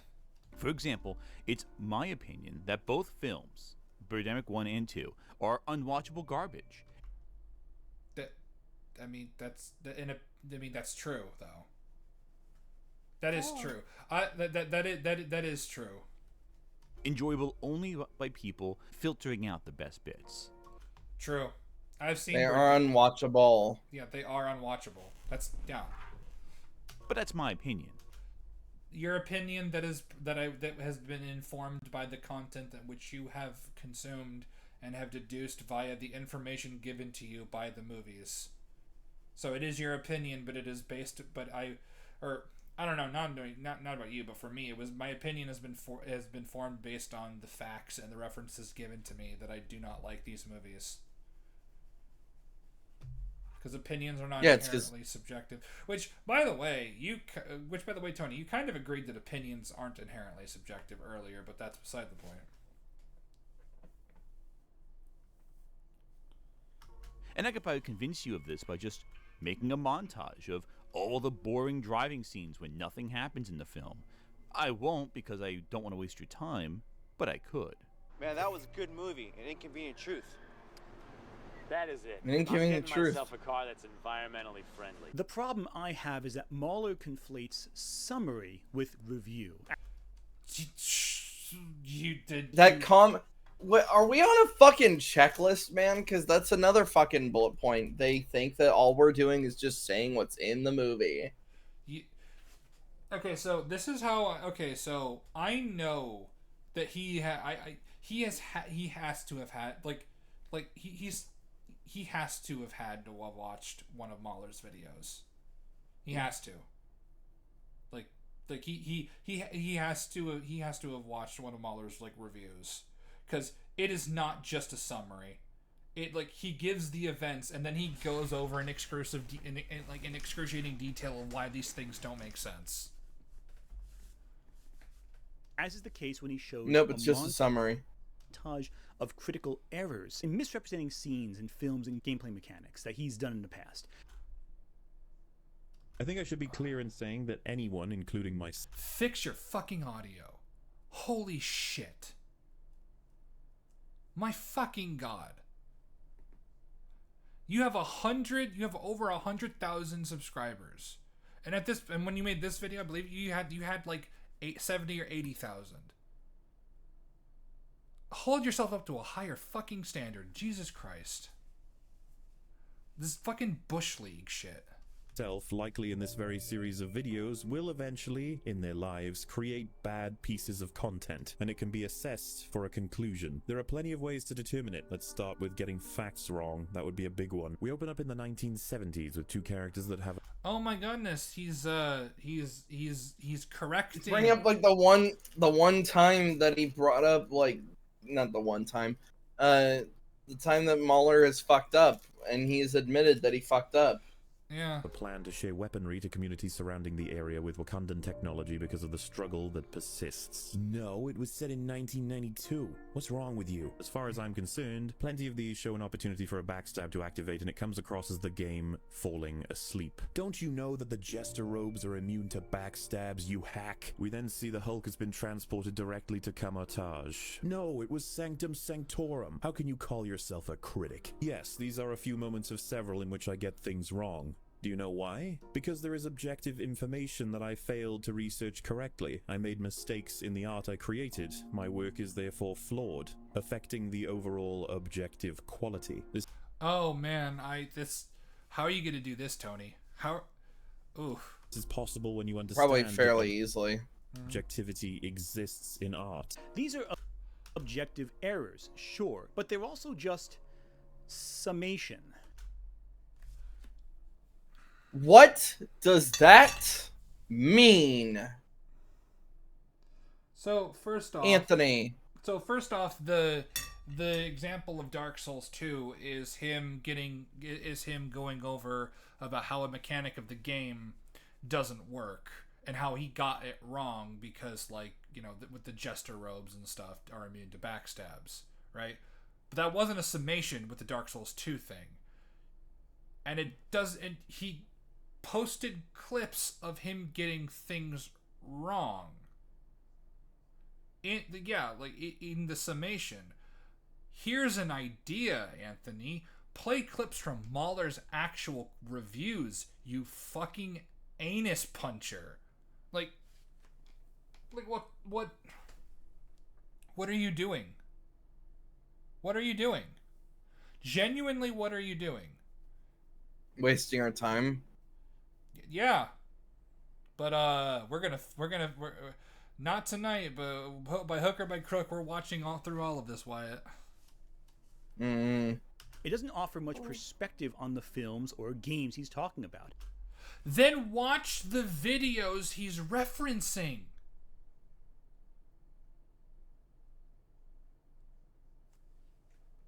He's not gonna. What are you talking about, Anthony? The video that you are responding to is not a critique of Black Panther, Infinity War, or Dark Souls 2. He has videos critiquing Black Panther, Infinity War, and Dark Souls 2. He has an entire 9-hour series criticizing Dark Souls 2. And this is what started, like, arguments between him and H-Bomber Guy. Yeah. But an H-Bomber Guy who started that whole fucking thing. And what got internet historians, like, video of the cave. Like, or the hole, I'm sorry. That's what got that, like, removed for a little bit. Because he was like, oh, he plagiarized so many parts, when it's like he didn't, though. Like, I don't know H what Bomber you're Guy, you fucking asshole. talking about. And the thing is, though, in the context of what Mahler is talking about, he is saying that people will get information incorrect. We all do. And then one of which, again, the Dark Souls 2 is not summation. He was trying to critique the game mechanics of backstabbing and he said that sometimes it just doesn't even work. But the jester robes, as he said, are immune to backstab. So he got that critique he got that critique of that mechanic wrong, or at least that particular reference did not support his point. That's not summation, you dribbling tard. No. You absolute fucking dumbass piece of fuck asshole bitch. Nope, he's just summarizing things. He's unworthy of being a critic. You lying sack of garbage. You disingenuous piece of shit. It's just telling you what happens in it. And that's not enough. When you look at what Mahler counts as his personal mistakes, he counts getting a date wrong. Yeah. Summarizing a character standing still. No.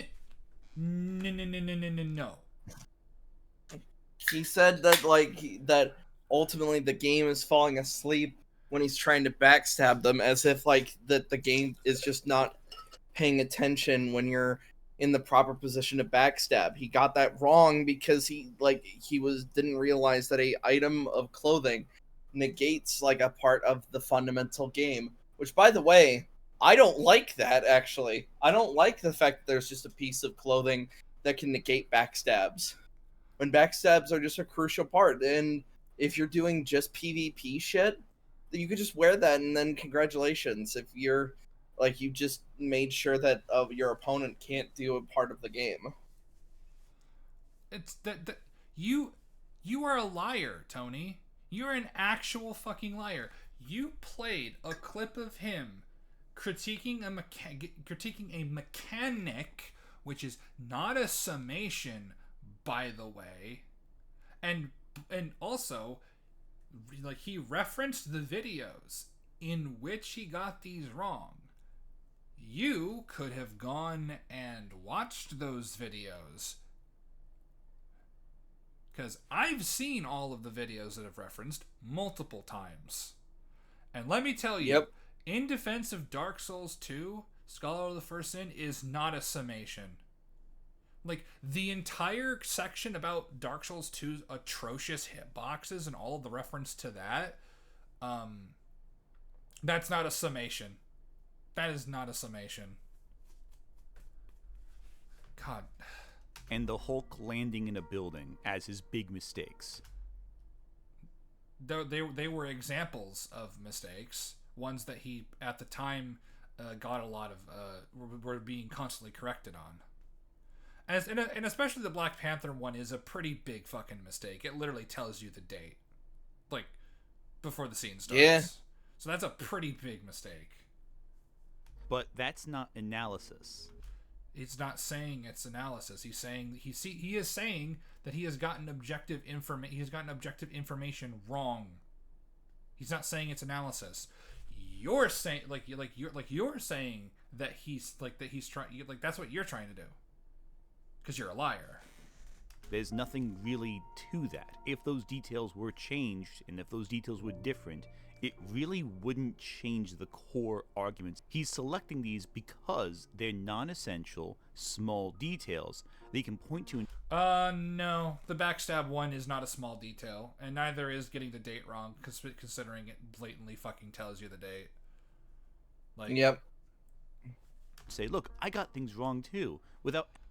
Just call him a liar already. Fucking coward. Actually fundamentally reassessing the conclusions he makes in his various videos. With videos that I'm positive that at least as of right now, you have not watched. You have not watched those 3 examples at all. Yeah, it's a good summary, maybe, but it's not compelling. It doesn't need. What do you mean? What do you mean it's not compelling? Okay, I got pieces of information wrong. Here's me admitting to my mistake and saying that I am not above my own criticism. Yeah. Does anyone else find that compelling? Because I find it compelling in the sense of I have gotten information wrong. Here's the information I have gotten wrong, because the whole point that you are completely misrepresenting is that everyone will get information wrong. There is information in any form of art that people can get wrong, meaning that art is not inherently subjective. There is a level of craft to it. I find it boring. I find you boring. If I wanted to know what happens in a movie, I'll just watch the movie. And then you haven't watched any of his critiques or reviews. Then this just blatantly shows that you have not watched any of Mahler's videos. Like any of his main channel content that you have not watched. You cannot say this if you have watched like any of his stuff, especially his Soma versus Amnesia. And also, let's not forget, we're also missing a key detail here. The unbridled rages or unbridled praises are him just stating like how he feels about a thing. His breakdowns, however, are purely based in fact. It's why he even stops himself from swearing. Well, no, I would even say that, like, especially when you got to when you got specifically to the Snyder Cut, the Unbridled series became breakdowns. They became closer, I guess, but I would No. still keep with what he originally said. I mean, like he what he does is he just puts on a more frustrated and angry tone for those. But like if you break when you actually like for example especially the Multiverse of Madness and Quantum Mania videos, yeah, no, I would consider those breakdowns, just in a different format to, let's say, TFA and TLJ. I mean, even in his like old video game breakdowns, he still cursed.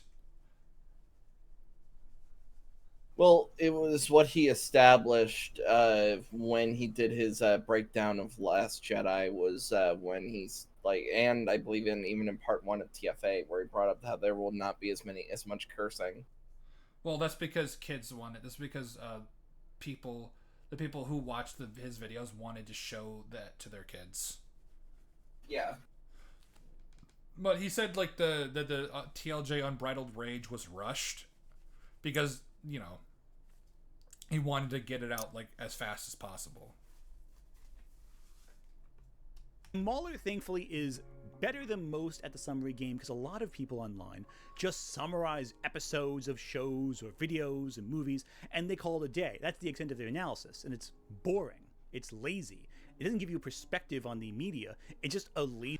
The fucking subjective crowd does that more often.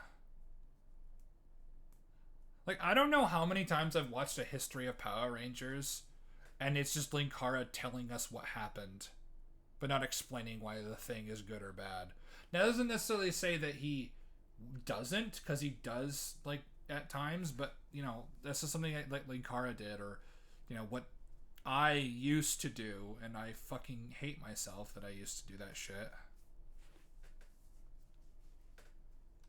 Easy recount of something that already exists, and it's like diminishing returns. You can just watch the movie yourself. When I look at media analysis on YouTube, I look for media analysis. I don't look for just, oh hey, this happened in the movie, yay. I look for an opinion. If you're gonna go by shot by shot by shot, you better offer compelling information alongside the shot for shot analysis. Mauler does the information is the fucking shot. Like, I know you're complimenting and saying, like, oh, that's what puts him above. But it's like, you're wrong. You're wrong by saying, like, I just want an opinion. No. Like, I don't want an opinion. I certainly as shit don't. I'm here for the fucking facts. Give credit where credit is due. He does break free from summary, typically. But his review style also incorporates summary as a major component that I think pads out his reviews. How are we? What do you mean? Like, what do you mean? Like, is he? He incorporates summary. Yes, yes, his entire thing is going point by point by point by point, and then explaining why these points do or don't make sense. He gives you the thing that he gives you the information presented in the media, then he goes over explaining why it doesn't work. I don't see an issue with that. I do not see an issue with that. I mean, fucking hell, Random Film Talk does this. Are we gonna, like, trash on Random Film Talk?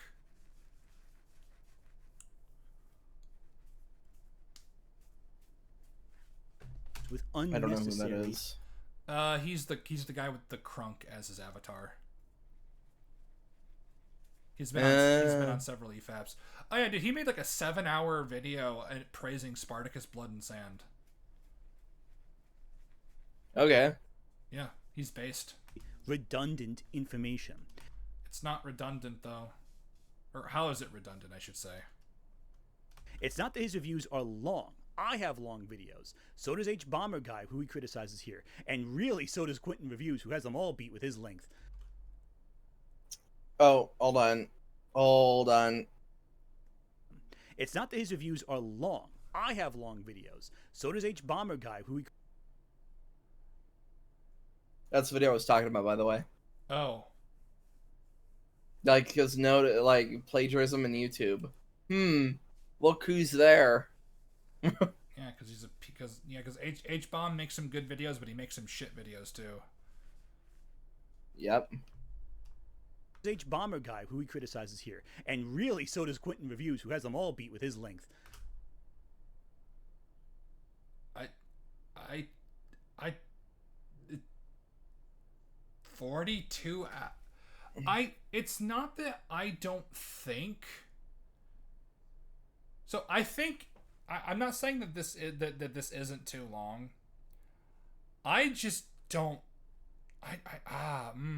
That is interesting though, because I think you could make a 42-hour video going over the influence of the Beverly Hillbillies. I think you could. Oh, you most certainly could.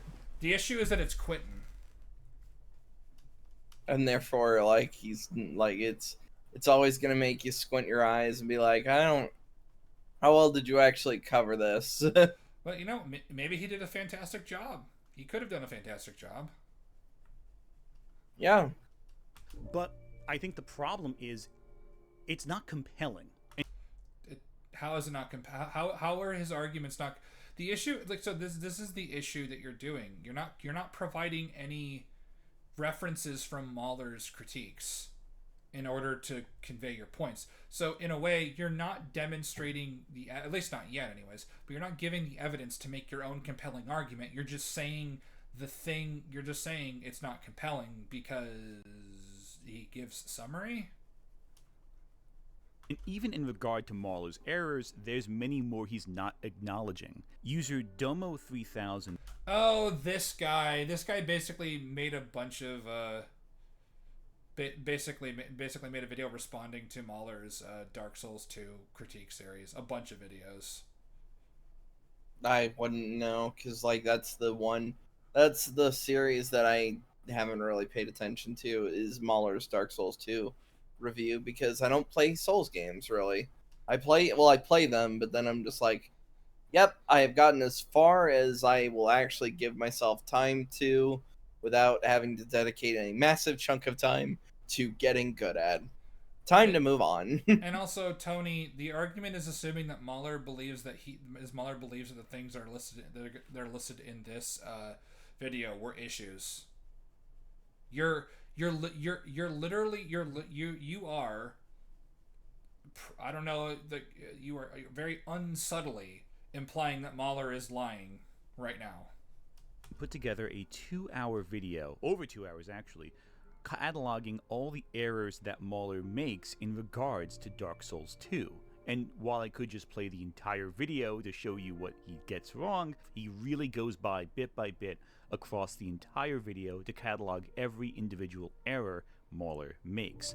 Well, that's just Give us an example. He probably is, but there's also the 9-hour video series he did in response to H. Bomber Guy and all of the things that he said there.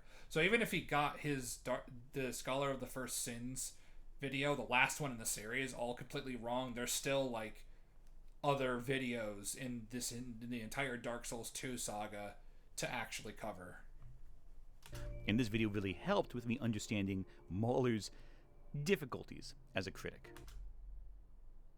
So you watched other people critique Mahler rather than critique Mahler's videos yourselves?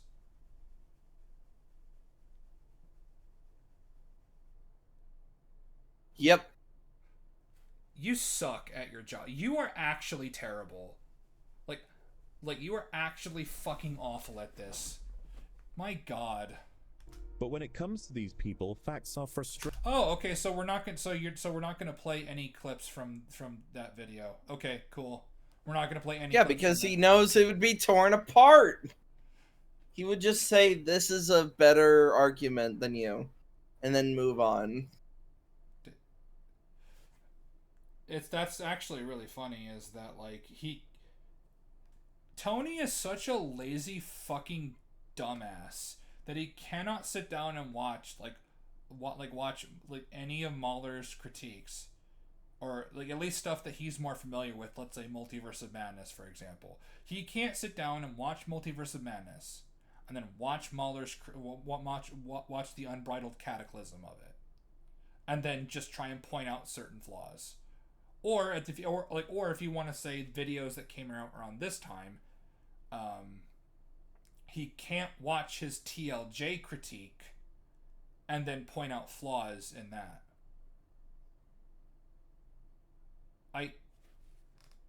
I don't. What is this? A guy complaining that he really doesn't like somebody who's doing a better job than he is. This is worse than Organized Chaos's video. Like Organized Chaos. I don't know. No, hold on. No, Bob is not organized. At least Anthony has like bullet points that he's kind of sticking to, even if it feels a bit disjointed. I don't know, man. Like Bob's video has 9 minutes of uninterrupted EFAP content, which is much better than listening to him fucking say anything. I guess. But that's a point. No, that's not a point for Bob. That is a point against Bob. Okay. Because he's just not playing his video. He's just he's not making a video. He's just playing someone else's video while he's in borderline Hassan territory. Okay. Maybe it's just recency bias because we're watching this video now and I want to eat the fucking lead jelly bean. You don't let recency bias override the fact that he is not doing a good job. I know. Rating because it can force a strongly held position to face scrutiny when they would prefer to simply enjoy their perspective while letting others know they are incorrect for having theirs. This approach to analysis is novel and oftentimes very entertaining, but it will leave you completely inconsistent and outright embarrassing to listen to, especially when you begin to completely contradict your own thesis without even realizing it. There will always be people for whom an experience just isn't for them, or who are too dumb to understand how to play something, or don't realize that something they think is good is objectively bad. Some people really like Fallout 3, and they seem to be the specific type of people who think clicking a dislike button is a decent way of expressing their feelings. In other words, objectively stupid people like Fallout 3. And there is a right way to play the Souls games. You can hide behind the shield a lot, die over and over trying to memorize every encounter, or use magic from a distance to avoid having to engage with the game, or wear the heaviest armor and hope that'll save you. But the reality is, it's just more fun playing it as someone who dodges, who weaves, who parries, and who uses situational awareness to assess a situation. But speaking of H-Bomber Guy, the one I... Okay. do find compelling, Marlowe then presents H-Bomber Guy not responding to his dumb tweet as objective proof that H-Bomber Guy was angry at him after listening to a clear joke and completely misunderstanding what H-Bomber Guy's point was. It's kind of... No, he wasn't misunderstanding H-Bomber Guy's point. Yeah, but H-Bomber Guy would specifically go out of his way and constantly snipes. That's what makes him kind of a piece of shit. Yeah. No, weird. You guys remember H-Bomber Guy. He acknowledged my existence again on Twitter. It was wonderful. Last time he spoke to me it was about my DS2 series, and in relation to someone saying they couldn't be bothered to watch any more than 10 minutes, he had this to say at the end of the conversation. Have you ever eaten something bad and stopped? Or realized there were 8 more courses and stopped? Because I think people who do that might still have some relevant criticism. And in response, I said, that is an interesting analogy, and had someone watched part 1 and offered criticism for it, I am sure it would be helpful. But to eat a potato and complain that the entire meal tastes bad is simply not useful at all. He chose not to respond to me again after that exchange. You're 100% entitled to your opinion, and you noticed a bunch of genuine mistakes I made in the video, but pretending that your opinion is the only one based in facts, and people who find that approach tiresome or just scared of the truth, is a bit of an overstep. Okay, so Mahler established that H-Bomber Guy has contradicted himself in terms of the objectivity and subjectivity thing, right?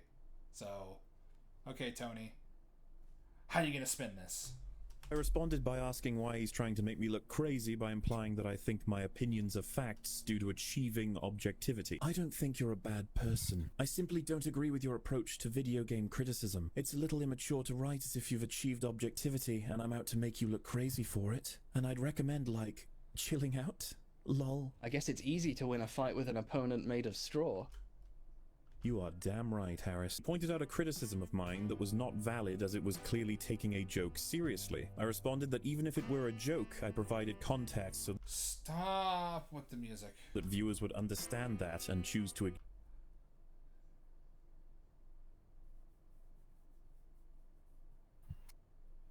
Are you just reading it, or why are we paused here? I'm reading it. If you're gonna read it aloud for the audience. Sorry. You forget we are being observed. They can observe me reading. H Bomber guy. So this is from H Bomb. Idly skipping through the 9-hour response to my Dark Souls 2 video. It's quite funny watching my persona / tone get misrepresented so blatantly. Dude typed out quotes of me saying Monster Hunter fans are criminals, and then took the rest of the sentence completely seriously. I don't understand the argument here. Yes, I wrote it out. I wanted to provide you all of your context. Yes, I took your argument seriously in case you were serious. People who play Monster Hunter, like me, have always wanted a lock-on, and now they have one. Ignore me or see the argumentation for how weak it was. Oh, that's right. Monster Hunter didn't used to have a lock-on. You're not British. Stop it. No. Shut up. Was regardless. I kept getting notifications of that conversation as time went on. Okay, this music does not fit. This music is awful. Like, I know I keep pausing every 5 seconds to comment. It's the perfect music for this epic fight between Yoda and R2. Yeah. Because it was featured at the end of my Last Jedi series. As a result, many had a problem with how sheepishly he responded to my criticism. It's very oversensitive, I think, in my opinion, of Mauler to get this angry about H Bomber Guy's response to him. He wasn't angry, though. The entire point of the section that you previously quoted with the Bloodborne shit, the Bloodborne video, is him pointing out the hypocrisy within certain video essayists. Their references to supporting his point, you fucking retard. These are the kind of videos you end up with when you have a severe lack of self-awareness. Man, that fucking explains Tony Giggly Tits. Ignoring how Mauler spends so much time with this video complaining about tweets H Bomber Guy made. So much time? What do you mean? What do you mean so much time? It's like at most 5 minutes out of a 1 hour and 20-minute video. Yeah. Cause you know what? Fuck it. Hold on. This is TFA Part 1. No, he actually has the video, that part of the video essay on the Mueller channel, just completely by itself.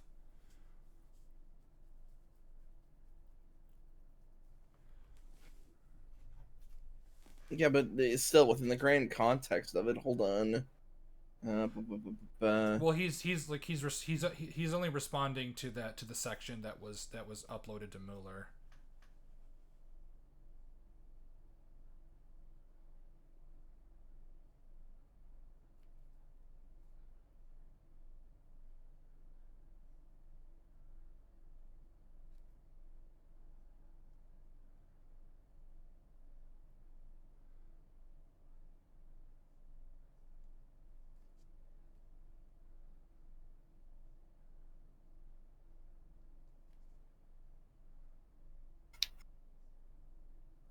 Sorry, that took a minute. Out of 2 hours and 42 minutes. So this was a tiny little part of a 2 hour and 42 minute video that that Anthony is saying that Mauler spent so much time talking about an H Bomber Guy. Like I said, he's probably responding to the section that was posted to Mueller. So let me try and find it. Oh, well, it's not irrelevant because it's not irrelevant because it's still part of the video. Well, I mean, I was just gonna say this a small section of a 1 hour 15-minute section of a 2 hour 40-minute video.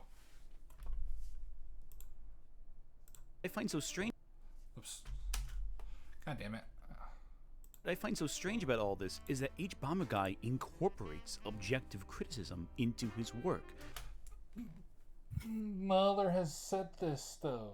He's admitted this. Mueller acknowledges this. No, he hasn't. See, this is what happens when you don't. I know it was made years after Mueller's vid, but H-Bomber Guy objectively said James Somerton plagiarized. The difference there is that H-Bomber Guy used this objective evidence to provide his subjective claim that Somerton was a hack and should be disregarded as a critic. That's not subjective. If you're literally stealing other people's content and stealing people's opinions and plagiarizing people, you are factually a hack, and your criticism should be disregarded because you didn't make them yourself. You just stole them from other people. That's not subjective. Also, again, H-Bomber Guy also said internet historians stole like a bunch of stuff in regards to the like news footage, if I remember correctly, is what he said, in regards to the whole story, which is really weird because the internet historian is, you know, a historian, so he's a retelling of the events. It's not plagiarism. H-Bomber Guy's whole thing on this is fucking stupid. Also, threw James Rolfe under the bus as well because he's in that thumbnail. I don't remember exactly the point he was making, but he's there. Yeah. As of making this motion graphic, there are 56 video essays on his YouTube channel dated after October 2018. A minimum of 22 contains some amount of plagiarized material. He also has 2 essays exclusively to his Vimeo page. According to him, YouTube flagged them not safe for work. These have a ton of plagiarism in them too. Several videos were taken down and then re-uploaded with parts removed, like Attack on Titan and a few others. The important non-meaning of Attack on Titan. What the fuck does that even mean? Yeah, whatever.